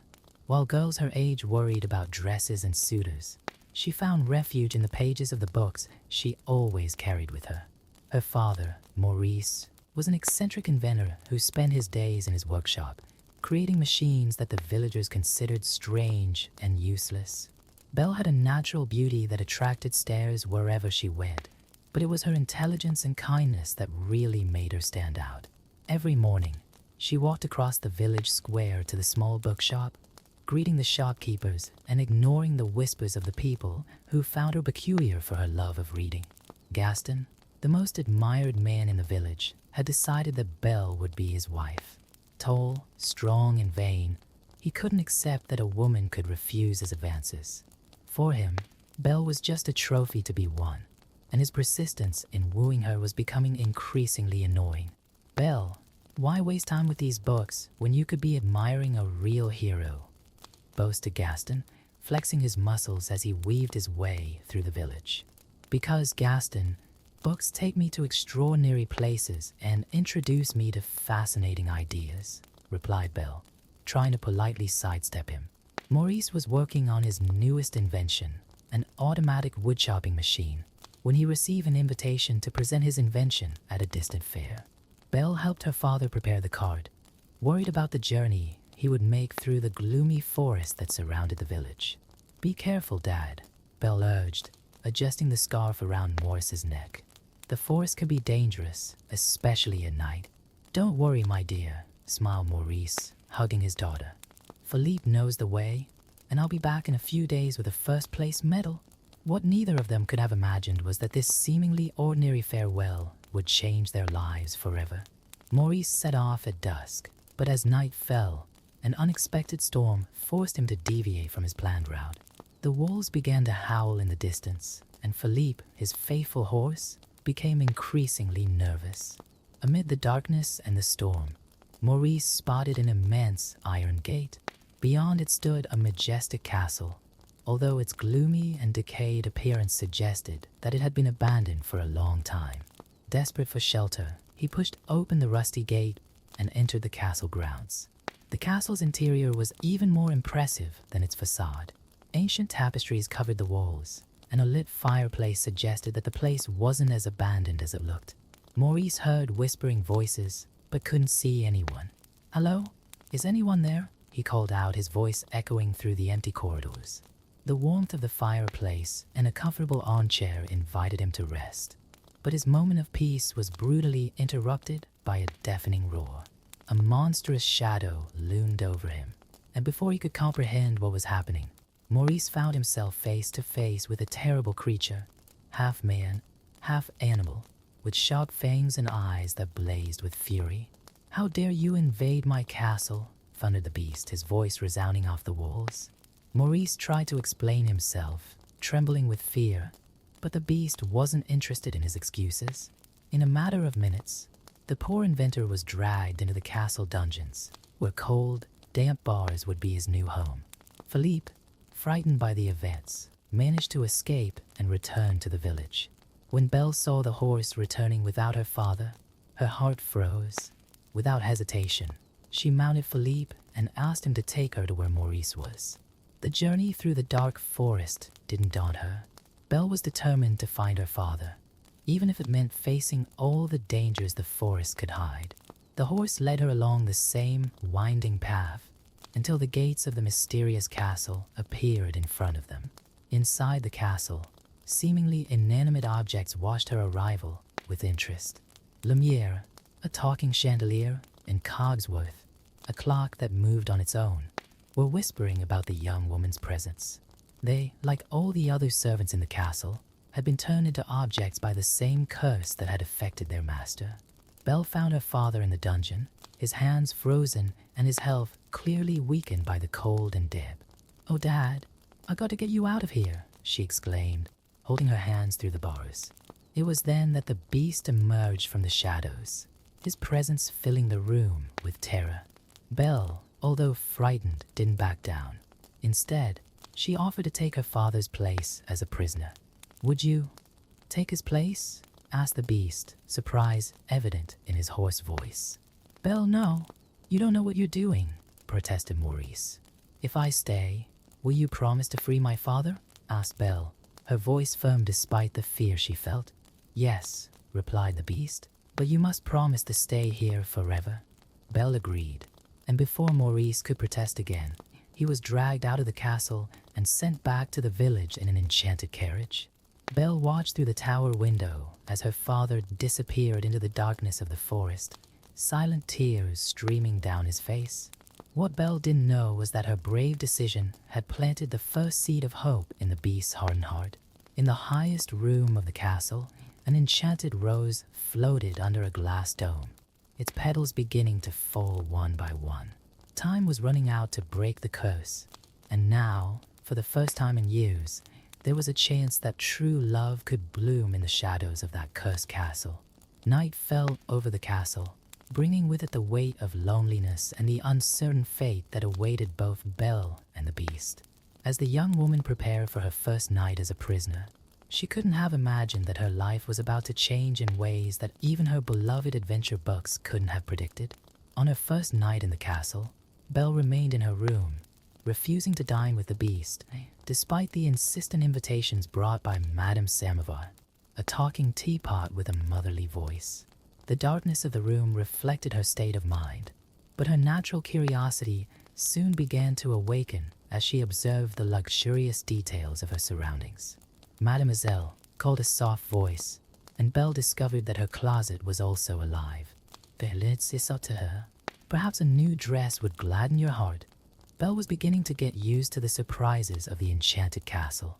The animated objects, although initially frightening, showed a kindness that made her feel less alone. Lumiere, especially, seemed determined to make her stay more pleasant. "Mon Dieu, we can't let our guests starve," exclaimed the chandelier, organizing a spectacular musical number in the kitchen. The cutlery danced, the plates swirled, and the music filled the air with an infectious energy that even Belle couldn't resist. The surprising performance led her to explore more of the castle. Over the next few nights, while the beast remained aloof in his west wing, Belle discovered new secrets in every corridor. The library, however, remained closed, although she could see its imposing doors at the end of a long corridor. One afternoon, while walking through the snow-covered gardens, Belle noticed subtle changes in the beast's behavior. He watched her from afar, his movements less threatening, almost timid. During one of these moments, she was surprised by a group of wolves that had infiltrated the castle grounds. The beast emerged from the shadows in an instant, placing himself between Belle and the predators. The fight was fierce, and although he managed to fend off the wolves, he was wounded. Belle, who had the perfect opportunity to escape, chose to help him. "Stay still," she ordered, cleaning his wounds with warm water. "It'll sting a bit. That wouldn't have happened if you hadn't run away," growled the beast, more out of pain than anger. "And you wouldn't have been hurt if you hadn't come to save me," Belle replied, her voice softening. "Thank you." That moment marked a change in the dynamic between them. The beast began to show a gentler side, although he still struggled with his tempestuous nature. Belle, for her part, began to see beyond his frightening appearance. Cogsworth and Lumiere watched this relationship develop with renewed hope. Every little bit of progress was celebrated by the castle servants, who saw in the interactions between Belle and the beast the possibility of breaking the curse that imprisoned them. "Maybe she really is the one we've been waiting for," whispered Madame Samovar to Chip, her teacup daughter. The beast, inspired by Belle's passion for literature, decided to do something special.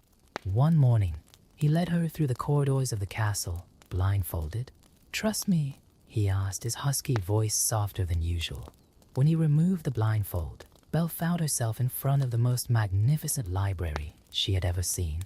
Thousands of books reached to the ceiling on shelves that seemed endless. Her eyes sparkled with a joy that made the beast's heart race. It's incredible," she exclaimed, turning to take in the vastness of the place. "I've never seen so many books in my life." "It's all yours," declared the beast, discovering that Belle's smile was worth more than all the treasures in the castle. Afternoons were filled with shared reading. Belle discovered that the beast was an eager, if sometimes impatient, student. She would help him with difficult words, and he would share stories about the books he had read in his youth before the curse. Meanwhile, in the village, Gaston hadn't given up on Belle. Consumed by obsession and fueled by delusions of grandeur, he plotted ways to rescue Belle, ignoring Maurice's explanations about the castle and the beast. "That crazy old man needs to be taught a lesson," Gaston muttered to Le Faux, his faithful squire. "And when Belle realizes that her father is in danger, she'll have no choice but to accept my proposal of marriage."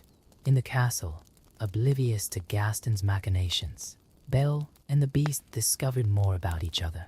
During a particularly pleasant dinner, where the beast was trying, with comical results, to use cutlery properly, Belle noticed how his eyes, once so frightening, now conveyed a kindness she had never noticed before. "Why didn't you ever tell me your real name?" asked Belle, as they watched the stars from the balcony after dinner. The beast hesitated, painful memories of the past reflected in his gaze. "Adam," he finally answered, "but that name belongs to someone I stopped being a long time ago." Belle gently touched his hairy arm. "Maybe it's time to rediscover him." In the highest room of the castle, another petal of the enchanted rose fell silently. Time continued to pass, but for the first time since the curse had been placed, there was real hope that love could flourish in the shadows of the cursed castle.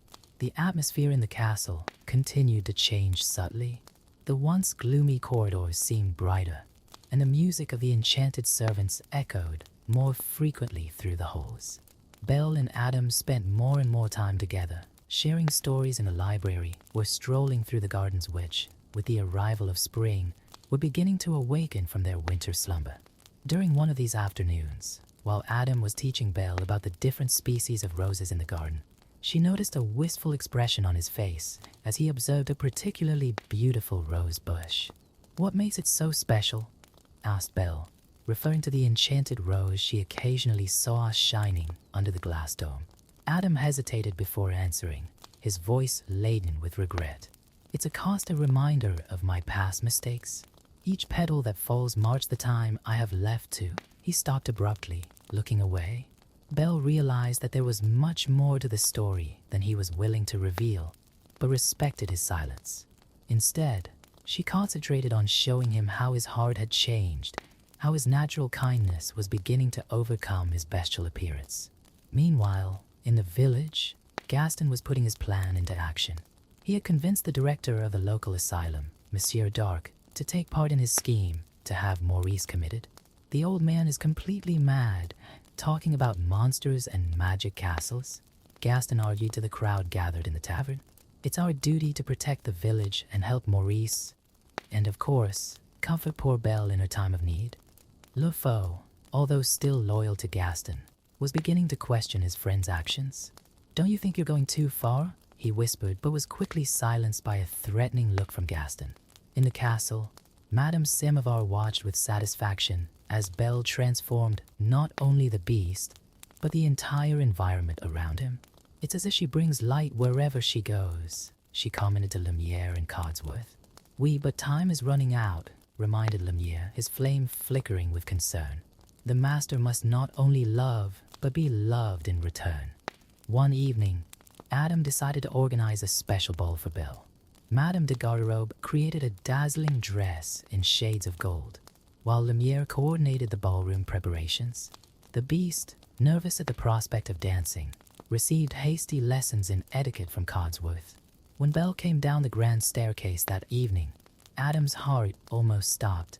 She was radiant, and her smile lit up the hall more than all the chandeliers put together. The music began to play softly, and they danced as if they had been doing this all their lives. "Are you happy here with me?" asked Adam during the dance, his voice betraying his insecurity. Belle smiled, but her eyes revealed a shadow of sadness. "Yes, but I miss my father. I wish I could see him, if only for a moment." Adam led her to his bedroom, where he kept a magic mirror that showed anything the viewer wished to see. "Use it to see your father," he offered, handing Belle the mirror.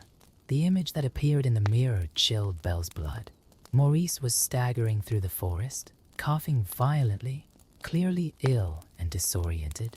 "Oh no, he's sick, he's dying," she exclaimed in anguish.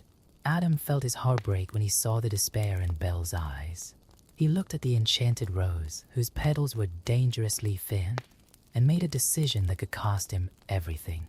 "Then you must go to him," said Adam, his voice laced with emotion. "What?" Belle could hardly believe her ears. "I set you free. You're no longer my prisoner." The words seemed to tear pieces out of her heart as he spoke them. Belle looked deeply into Adam's eyes, seeing the pain and love they contained. "Thank you for understanding how much he needs me," she said, handing back the mirror. "Take the mirror with you," Adam insisted. "That way you'll have a way to look back, to remember me." Belle left quickly, leaving behind a castle steeped in sadness. The servants watched her departure with heavy hearts, knowing that with her went the last hope of breaking the curse. "Why did you let her go?" asked Codsworth, perplexed. "I had to," replied Adam, watching Belle disappear into the darkness. "I love her." The words echoed through the castle like a bittersweet whisper. The love that could have broken the curse was there, but now it seemed too late. Adam climbed to the highest balcony of the castle, his roar of agony echoing through the night as another rose petal fell softly. Belle found her father lying in the snow and took him back home, determined to look after him. But she had barely had time to settle him in his bed when she heard furious knocking at the door. It was Gaston, accompanied by a crowd carrying torches and a wagon bearing the asylum symbol. "We've come for your father, Belle." Gaston announced with a cruel smile, "unless you agree to marry me." Gaston's plan was in motion, and Belle found herself trapped between love for her father and her own freedom. Meanwhile, in the castle, Adam remained in his tower, his heart torn between the joy of having known true love and the pain of having lost it forever. Belle, determined to prove her father's sanity, pulled out the magic mirror. "Show me the beast," she commanded in front of the hostile crowd. The mirror shone brightly, revealing the image of Adam in all his bestial form. Screams of horror echoed through the crowd, but Belle defended herself passionately. "No, he's gentle and kind. He taught me that true beauty lies within." Gaston, consumed by jealousy and anger at the look on Belle's face when she spoke of the beast, snatched the mirror from her hands. "She's as much in love with the beast as he is dangerous," he shouted, manipulating the fears of the crowd. "The beast will come and devour your children. We must kill the beast." The crowd, inflamed by Gaston's words, quickly turned into a furious mob. Belle tried desperately to make them understand, but Gaston ordered her and Maurice to be locked in the basement of their own house to keep them safe. "I can't let him hurt the beast," cried Belle, struggling as she was pushed into the basement. "He's not the beast, Gaston. You are." Meanwhile, in the castle, the servants watched with apprehension as the angry mob approached through the windows. Cogsworth, Lumiere, and all the others knew they had to defend their home and their master.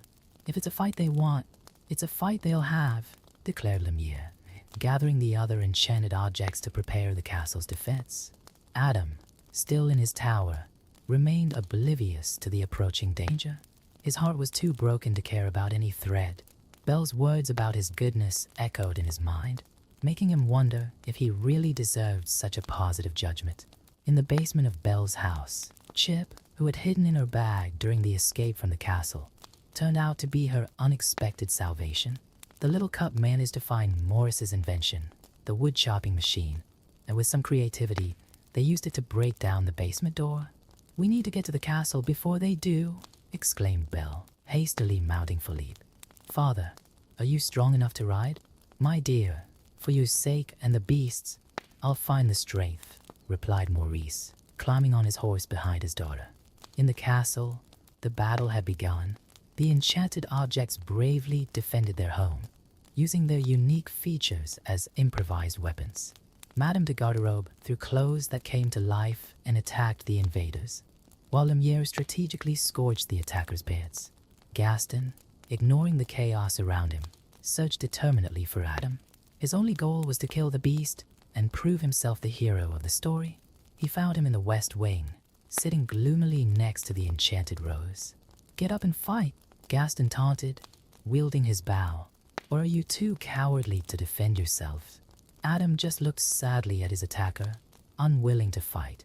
"Leave me alone," he muttered, turning to continue his solitary contemplation. The refusal to fight infuriated Gaston even more, who fired an arrow, hitting Adam in the back. The sharp pain finally awakened something inside him. Not anger or a desire for revenge, but a survival instinct that had been dormant since Belle's departure. The fight that followed was brutal, with Gaston and Adam clashing across the castle rooftops in the storm that was beginning to fall. Gaston, with his strength and hunting skills, proved to be a formidable opponent, but Adam, even wounded, possessed superhuman strength. Belle arrived at the castle just as the battle was reaching its climax. Her heart raced at the sight of a wounded Adam, fighting for his life against Gaston on the castle's slippery parapets. "Adam!" she shouted, her voice cutting through the storm. The sound of Belle's voice made Adam turn, his eyes meeting hers. In that moment of distraction, Gaston saw his opportunity and attacked again, but Adam managed to dodge at the last moment, causing Gaston to lose his balance. "Please don't," pleaded Gaston, slipping over the edge of the roof. Adam, showing the true change in his heart, reached out to save his attacker. "Take my hand," he offered, but Gaston, in his arrogance and hatred, preferred to try one last treacherous attack. The sudden movement caused him to lose his balance completely, falling into the depths of the abyss below the castle. Adam, exhausted and wounded, staggered back to the balcony where Belle was waiting for him. "You're back," he whispered, gently touching Belle's face. "Of course I'm back," she replied, tears streaming down her cheeks. "I couldn't let them hurt you. I love you." But before Adam could reply, his body succumbed to his injuries, and he fell into Belle's arms. The last petal of the enchanted rose fluttered, threatening to fall at any moment as Belle hugged Adam's inert body, her sobs echoing through the stormy night. The servants watched the scene with broken hearts, knowing that they were witnessing not only the possible death of their master, but also the end of any hope of breaking the curse. The rain continued to fall, mixing with Belle's tears as she held Adam in her arms, refusing to let him go. "I love you." Belle's words were still echoing in the air when something extraordinary began to happen. Tiny beams of golden light began to fall from the sky like shooting stars, enveloping Adam's body. Belle stood back in amazement as he was lifted into the air by an invisible magical force. The transformation was gradual and magnificent. The fur began to dissipate, the claws turned into human hands, and the bestial face gave way to the features of a young prince. The light was so intense that Belle had to shield her eyes. When she was finally able to look again, she saw a tall, handsome man standing before her, dressed in elegant clothes. The prince turned slowly, examining his own hands in amazement. His eyes, although different in appearance, held the same depth and gentleness that Belle had learned to love. "Belle," he said, his voice softer but still familiar. "It's me." Belle approached hesitantly, studying his face. When their eyes met, she immediately recognized the look. That same look she had learned to look for beyond the bestial appearance. "It's you," she exclaimed, touching his face tenderly. The kiss that followed was more than a simple gesture of love. It was the conclusion of a journey of transformation. A wave of magic exploded from the couple, spreading through the castle like a golden wave. The gloomy gargoyles turned into statues of angels, the dark walls took on vibrant colors, and the dead gardens exploded into flowers. Throughout the castle, the servants began to return to their human form. Lumiere was once again a charming maitre d', Codsworth a distinguished butler, and Madame Samovar a gentle housekeeper. Chip, who had arrived with Belle, transformed into a happy little boy, running into his mother's arms. Mommy, we're human again," cried Chip, jumping for joy. Maurice, who had witnessed the whole transformation from the entrance to the castle, approached slowly, still trying to process the miracle he had just witnessed. "Belle, my dear, this is extraordinary. Father." Belle ran to embrace him, pulling Adam by the hand. "This is Adam, the man I've learned to love, who's always been there, hiding under the appearance of the beast." Adam bowed respectfully to Maurice. "Sir, I know I started our relationship in the worst possible way. I ask for your forgiveness, and, if you'll allow me, I'd like to spend the rest of my life making up for past mistakes."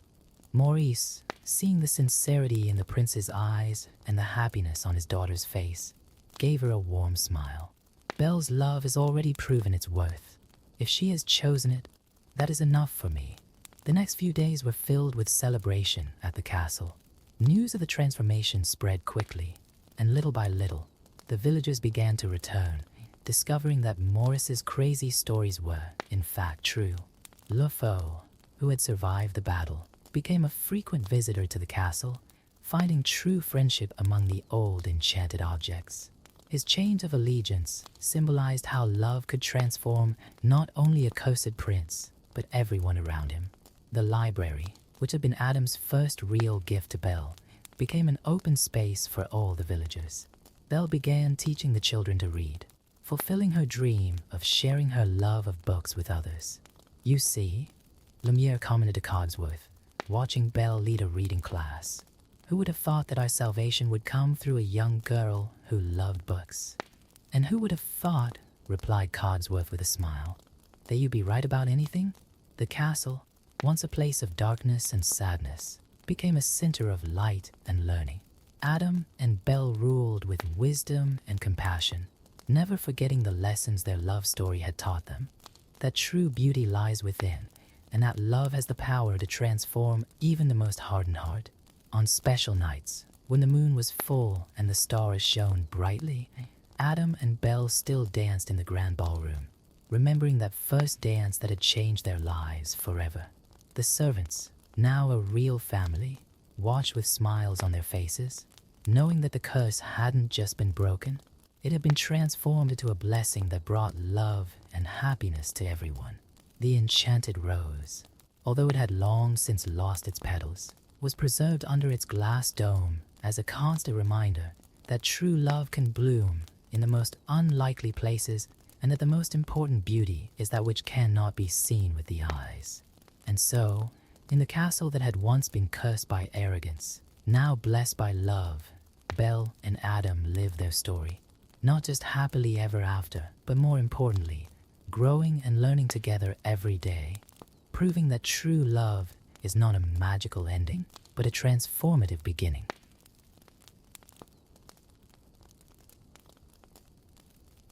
In 19th century London, where the smoke from the chimneys danced against the grey sky and the cobbled streets echoed with the sounds of carriages, the Darling family lived in a modest but cozy house. Winnie Darling, a 12-year-old girl with bright eyes and an even brighter imagination, shared a room with her younger brothers. John, a 10-year-old who dreamed of pirate adventures, and Michael, the 6-year-old who still cuddled his teddy bear every night. Mrs. Darling was a loving mother who every night carefully stored her children's dreams in little imaginary drawers in their minds, while telling them stories before bed. Mr. Darling, although somewhat strict with finances and concerned with appearances, had a kind heart hidden beneath his austere exterior. The family also had Nana, a devoted Saint Bernard dog who served as the children's nanny, an unusual arrangement that often embarrassed Mr. Darling in front of the neighbors. One particularly starry night, while Mrs. Darling was putting the children to bed, she noticed a strange shadow dancing in the room. It was no ordinary shadow. It seemed to have a life of its own, and even more curiously, it didn't belong to anyone in the room. When she tried to catch it, it flew out of the window like a frightened bird. Mrs. Darling held this event close to her heart, worried about what it might mean. The stories Winnie told her brothers every night were full of pirates, fairies, and extraordinary adventures. She had a special gift for storytelling, transforming the children's rooms into pirate ships, enchanted forests, and mysterious caves through her words. John and Michael hung on every word, their eyes wide with excitement as their imaginations flew to faraway, magical places. It was on one of these evenings, when their parents had gone out for an important dinner, that something extraordinary happened.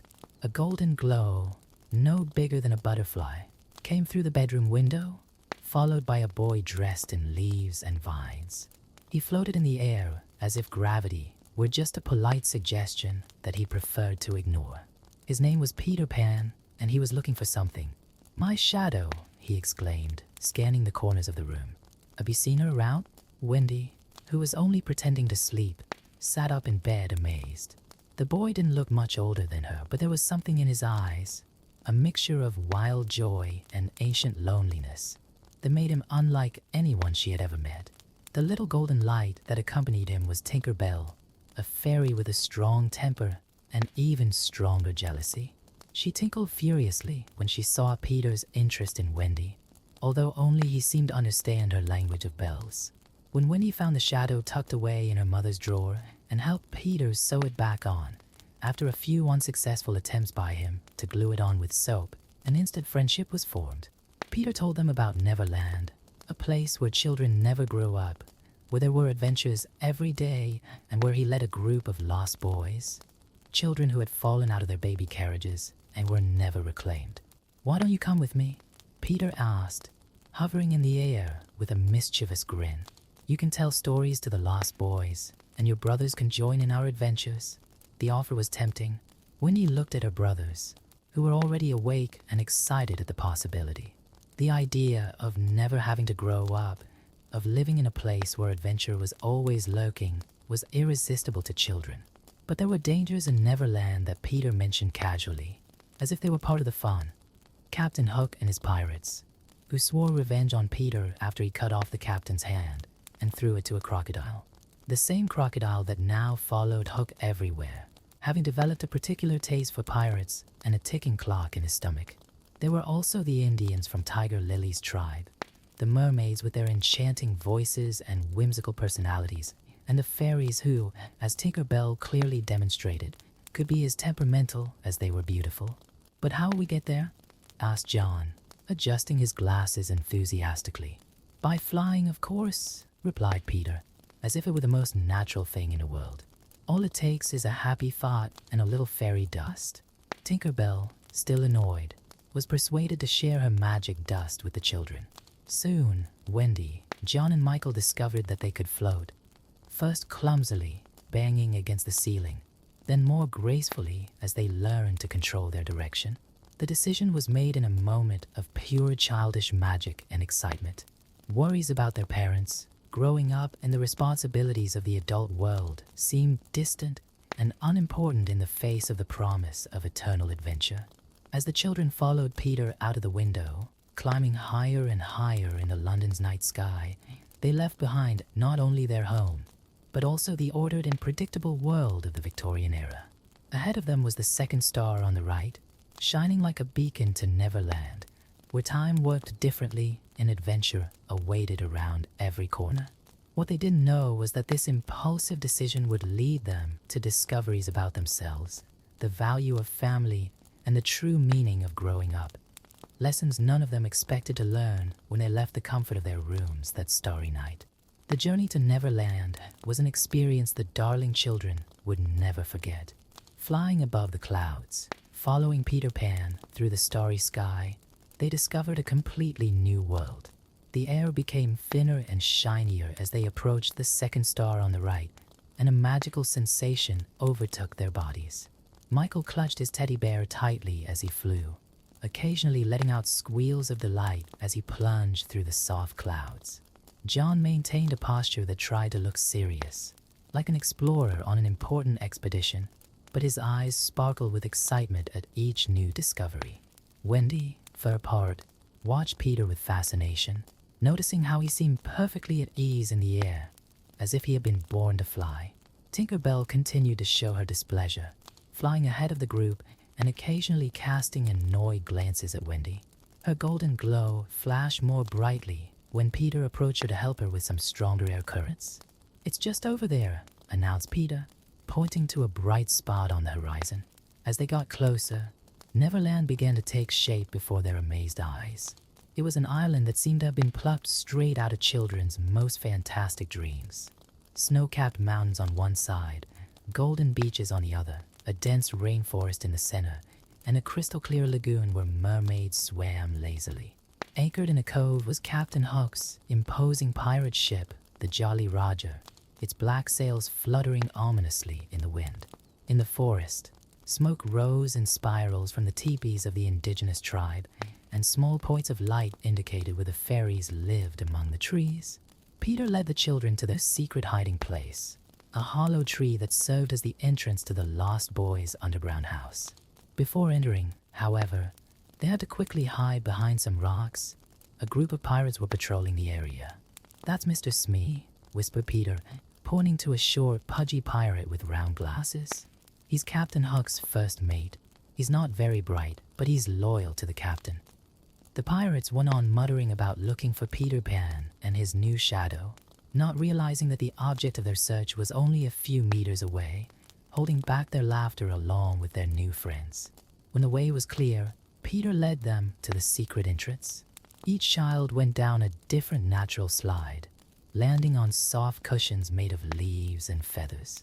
Inside the hideout, 6 boys of varying ages, all dressed in animal skins and makeshift clothes, welcomed the visitors with a mixture of curiosity and enthusiasm. "Lost Boys, meet Wendy, John, and Michael," announced Peter proudly. "Wendy will be our new mother, and she'll tell us stories every night." The Lost Boys, Lightly, Toodles, Nibs, Curly, and the twins, immediately surrounded Wendy with requests for stories and questions about what it was like to have a real mother. John was quickly embroiled in a discussion about pirate combat tactics, while Michael found a cozy corner to sit with his teddy bear, watching everything with wide eyes.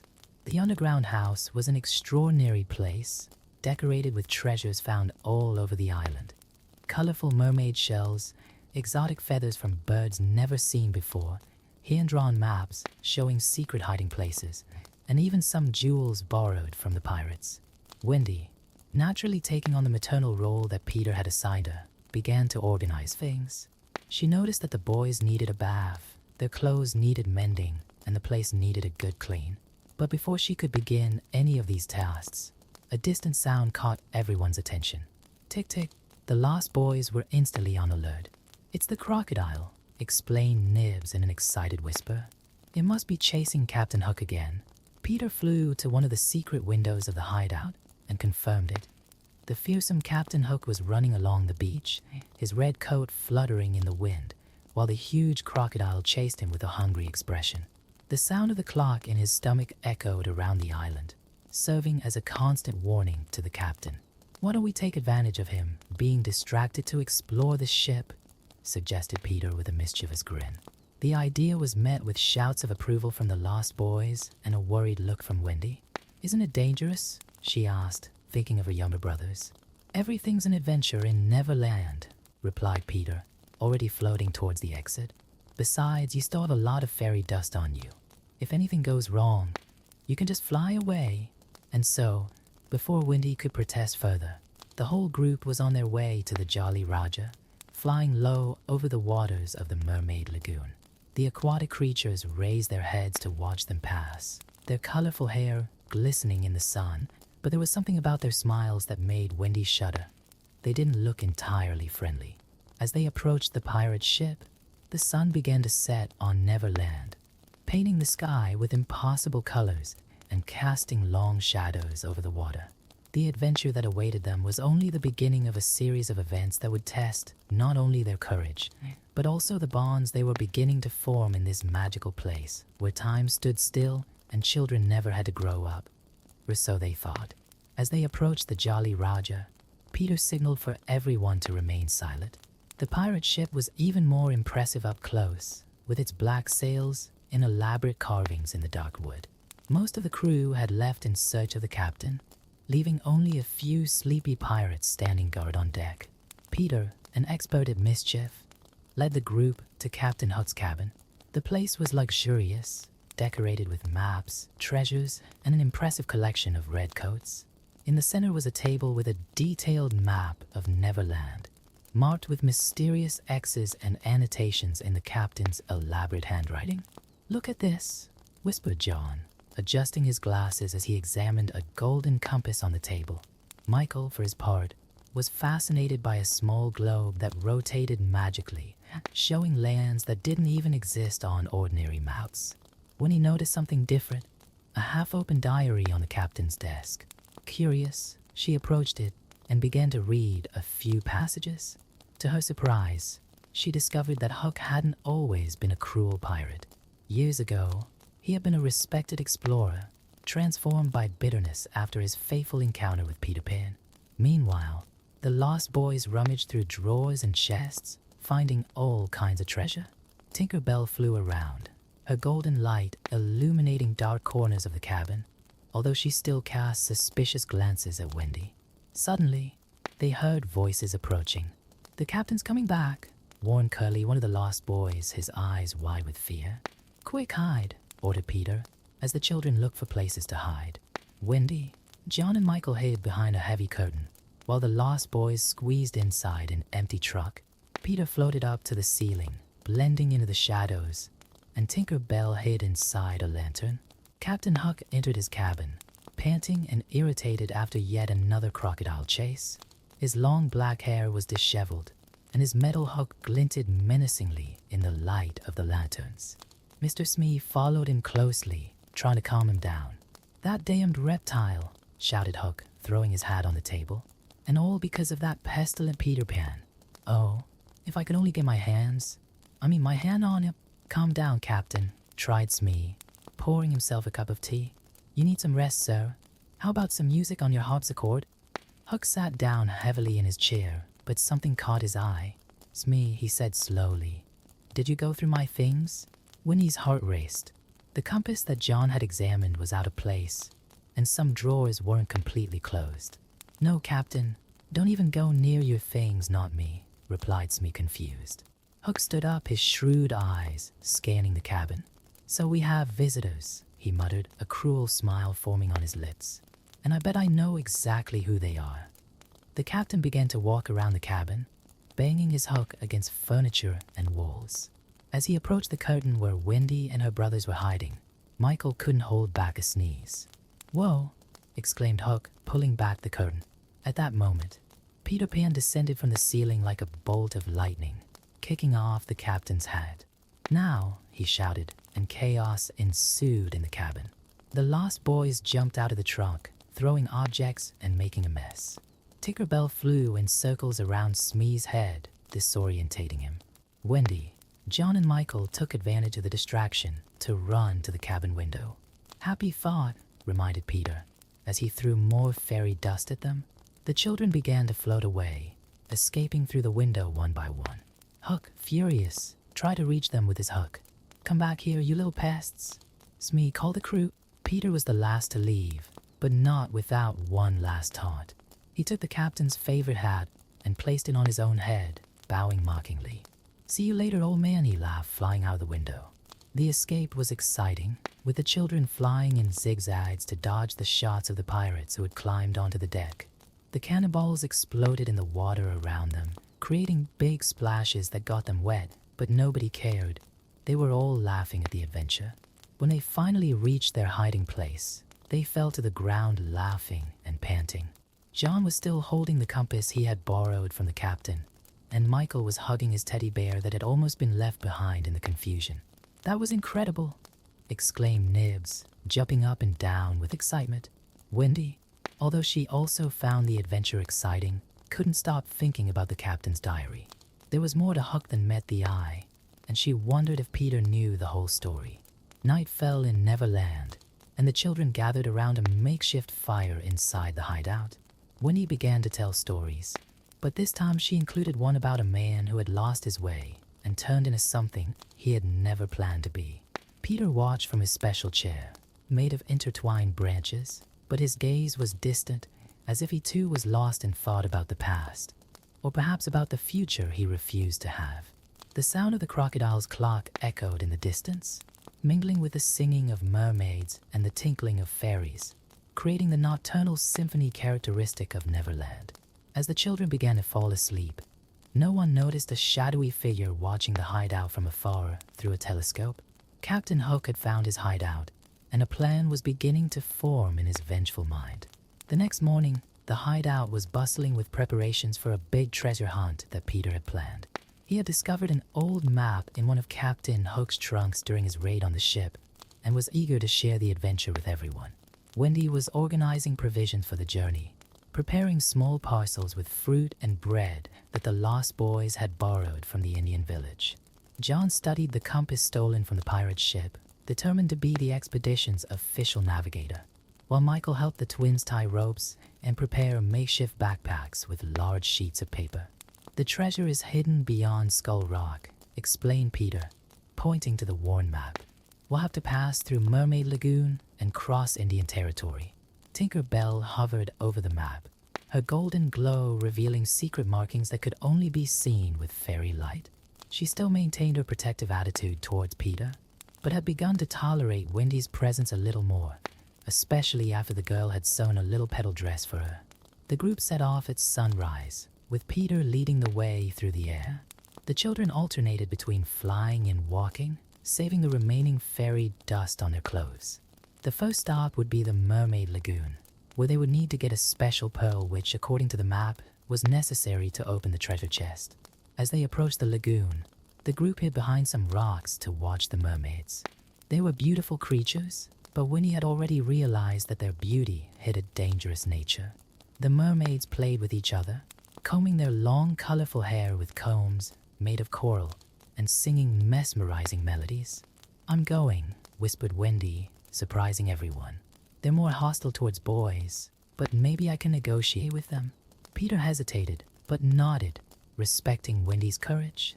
She approached the water's edge, and the mermaids immediately noticed her. One of them, with aqua green hair and a crown of shells, swam closer.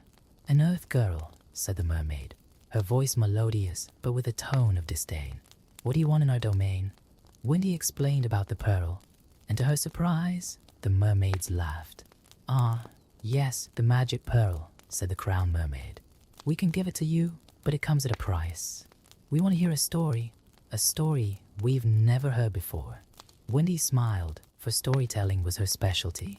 She began to tell a tale about a young mermaid who fell in love with a human prince, a story she had read at home before coming to Neverland. The mermaids were completely fascinated, having never heard a story about one of their kind. Enchanted by the narrative, they gave Wendy the pearl, a luminescent jewel that seemed to contain moonlight itself inside. With the first part of their mission accomplished, the group headed towards the Indians' territory. On the way, however, they began to notice strange signs. Unnaturally broken branches, footprints that didn't belong to the island's animals, and an unsettling silence in the forest.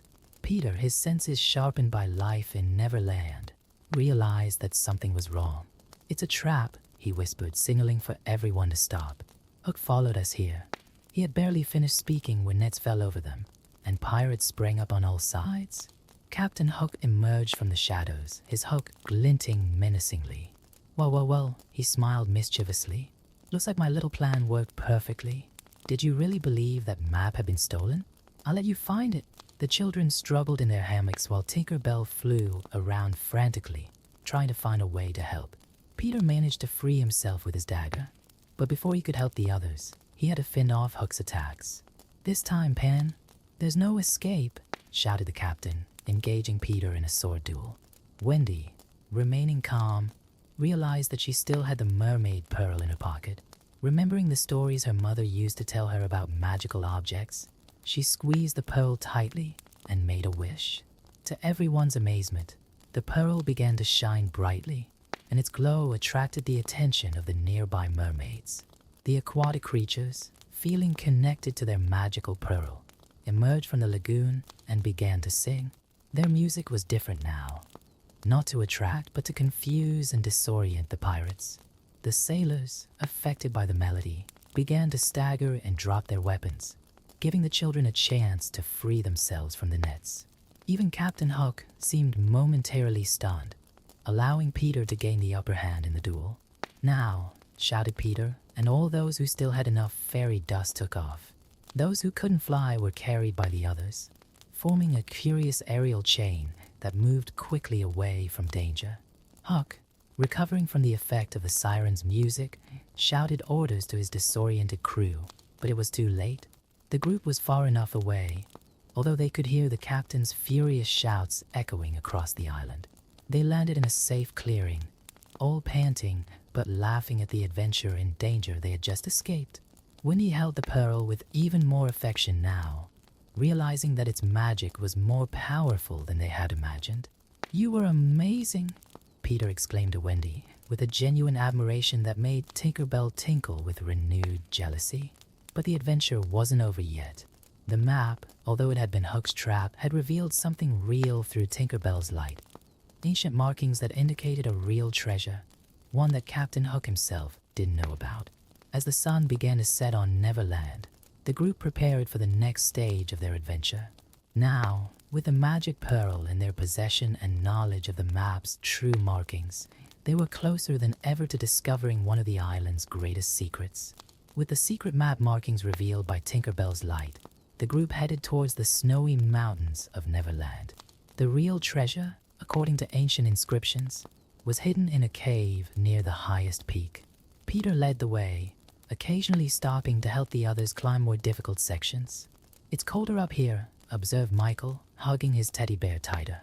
Wendy, ever attentive, improvised scars with large, soft leaves they had brought from the forest. As they climbed, the tropical vegetation gave way to rocks covered in snow and ice. The magical pearl in Wendy's possession emitted a soft glow that seemed more intense as they neared the top, as if responding to the proximity of something equally magical. John, consulting the stolen compass, noticed something strange. "The needle is spinning nonstop," he said, frowning, as if there was some kind of powerful magnetic force nearby.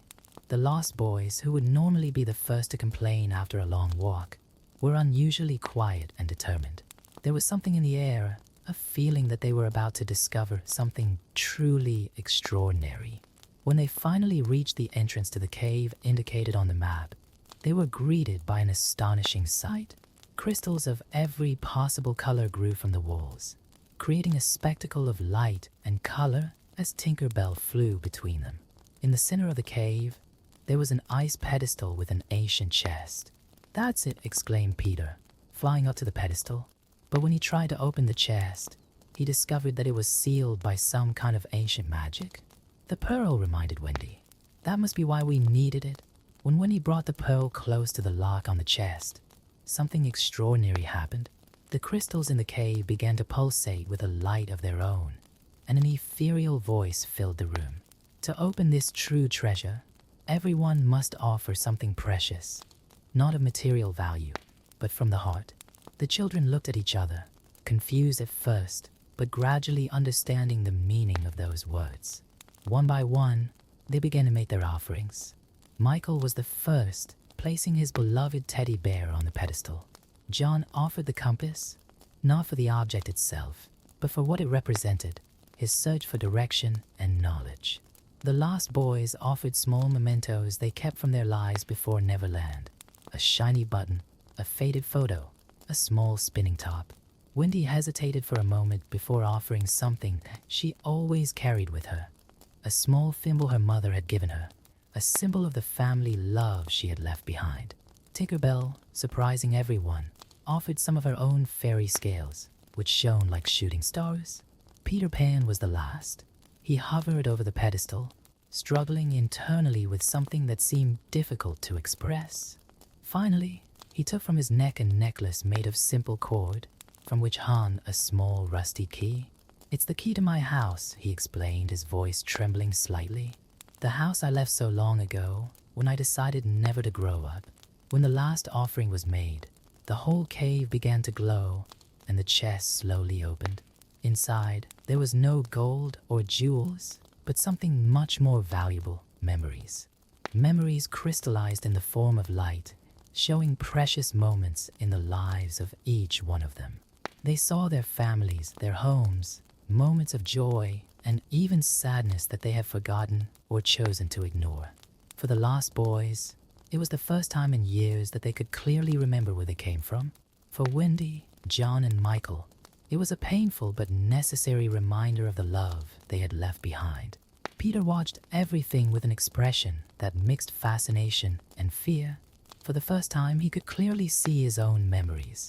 A mother waiting with the window open, night after night, waiting for the return of the son who had chosen to fly away. It was at that moment that a familiar sound broke the spell of the moment, the clang of swords and pirate shouts echoing across the mountain. Captain Hook had followed in their footsteps in the snow. "He never gives up," sighed Nibs, preparing for another fight. But something had changed. The memories they had witnessed brought new understanding, especially for Wendy. She remembered Hook's diary, the words that revealed a lost man, not unlike the children who refused to grow up.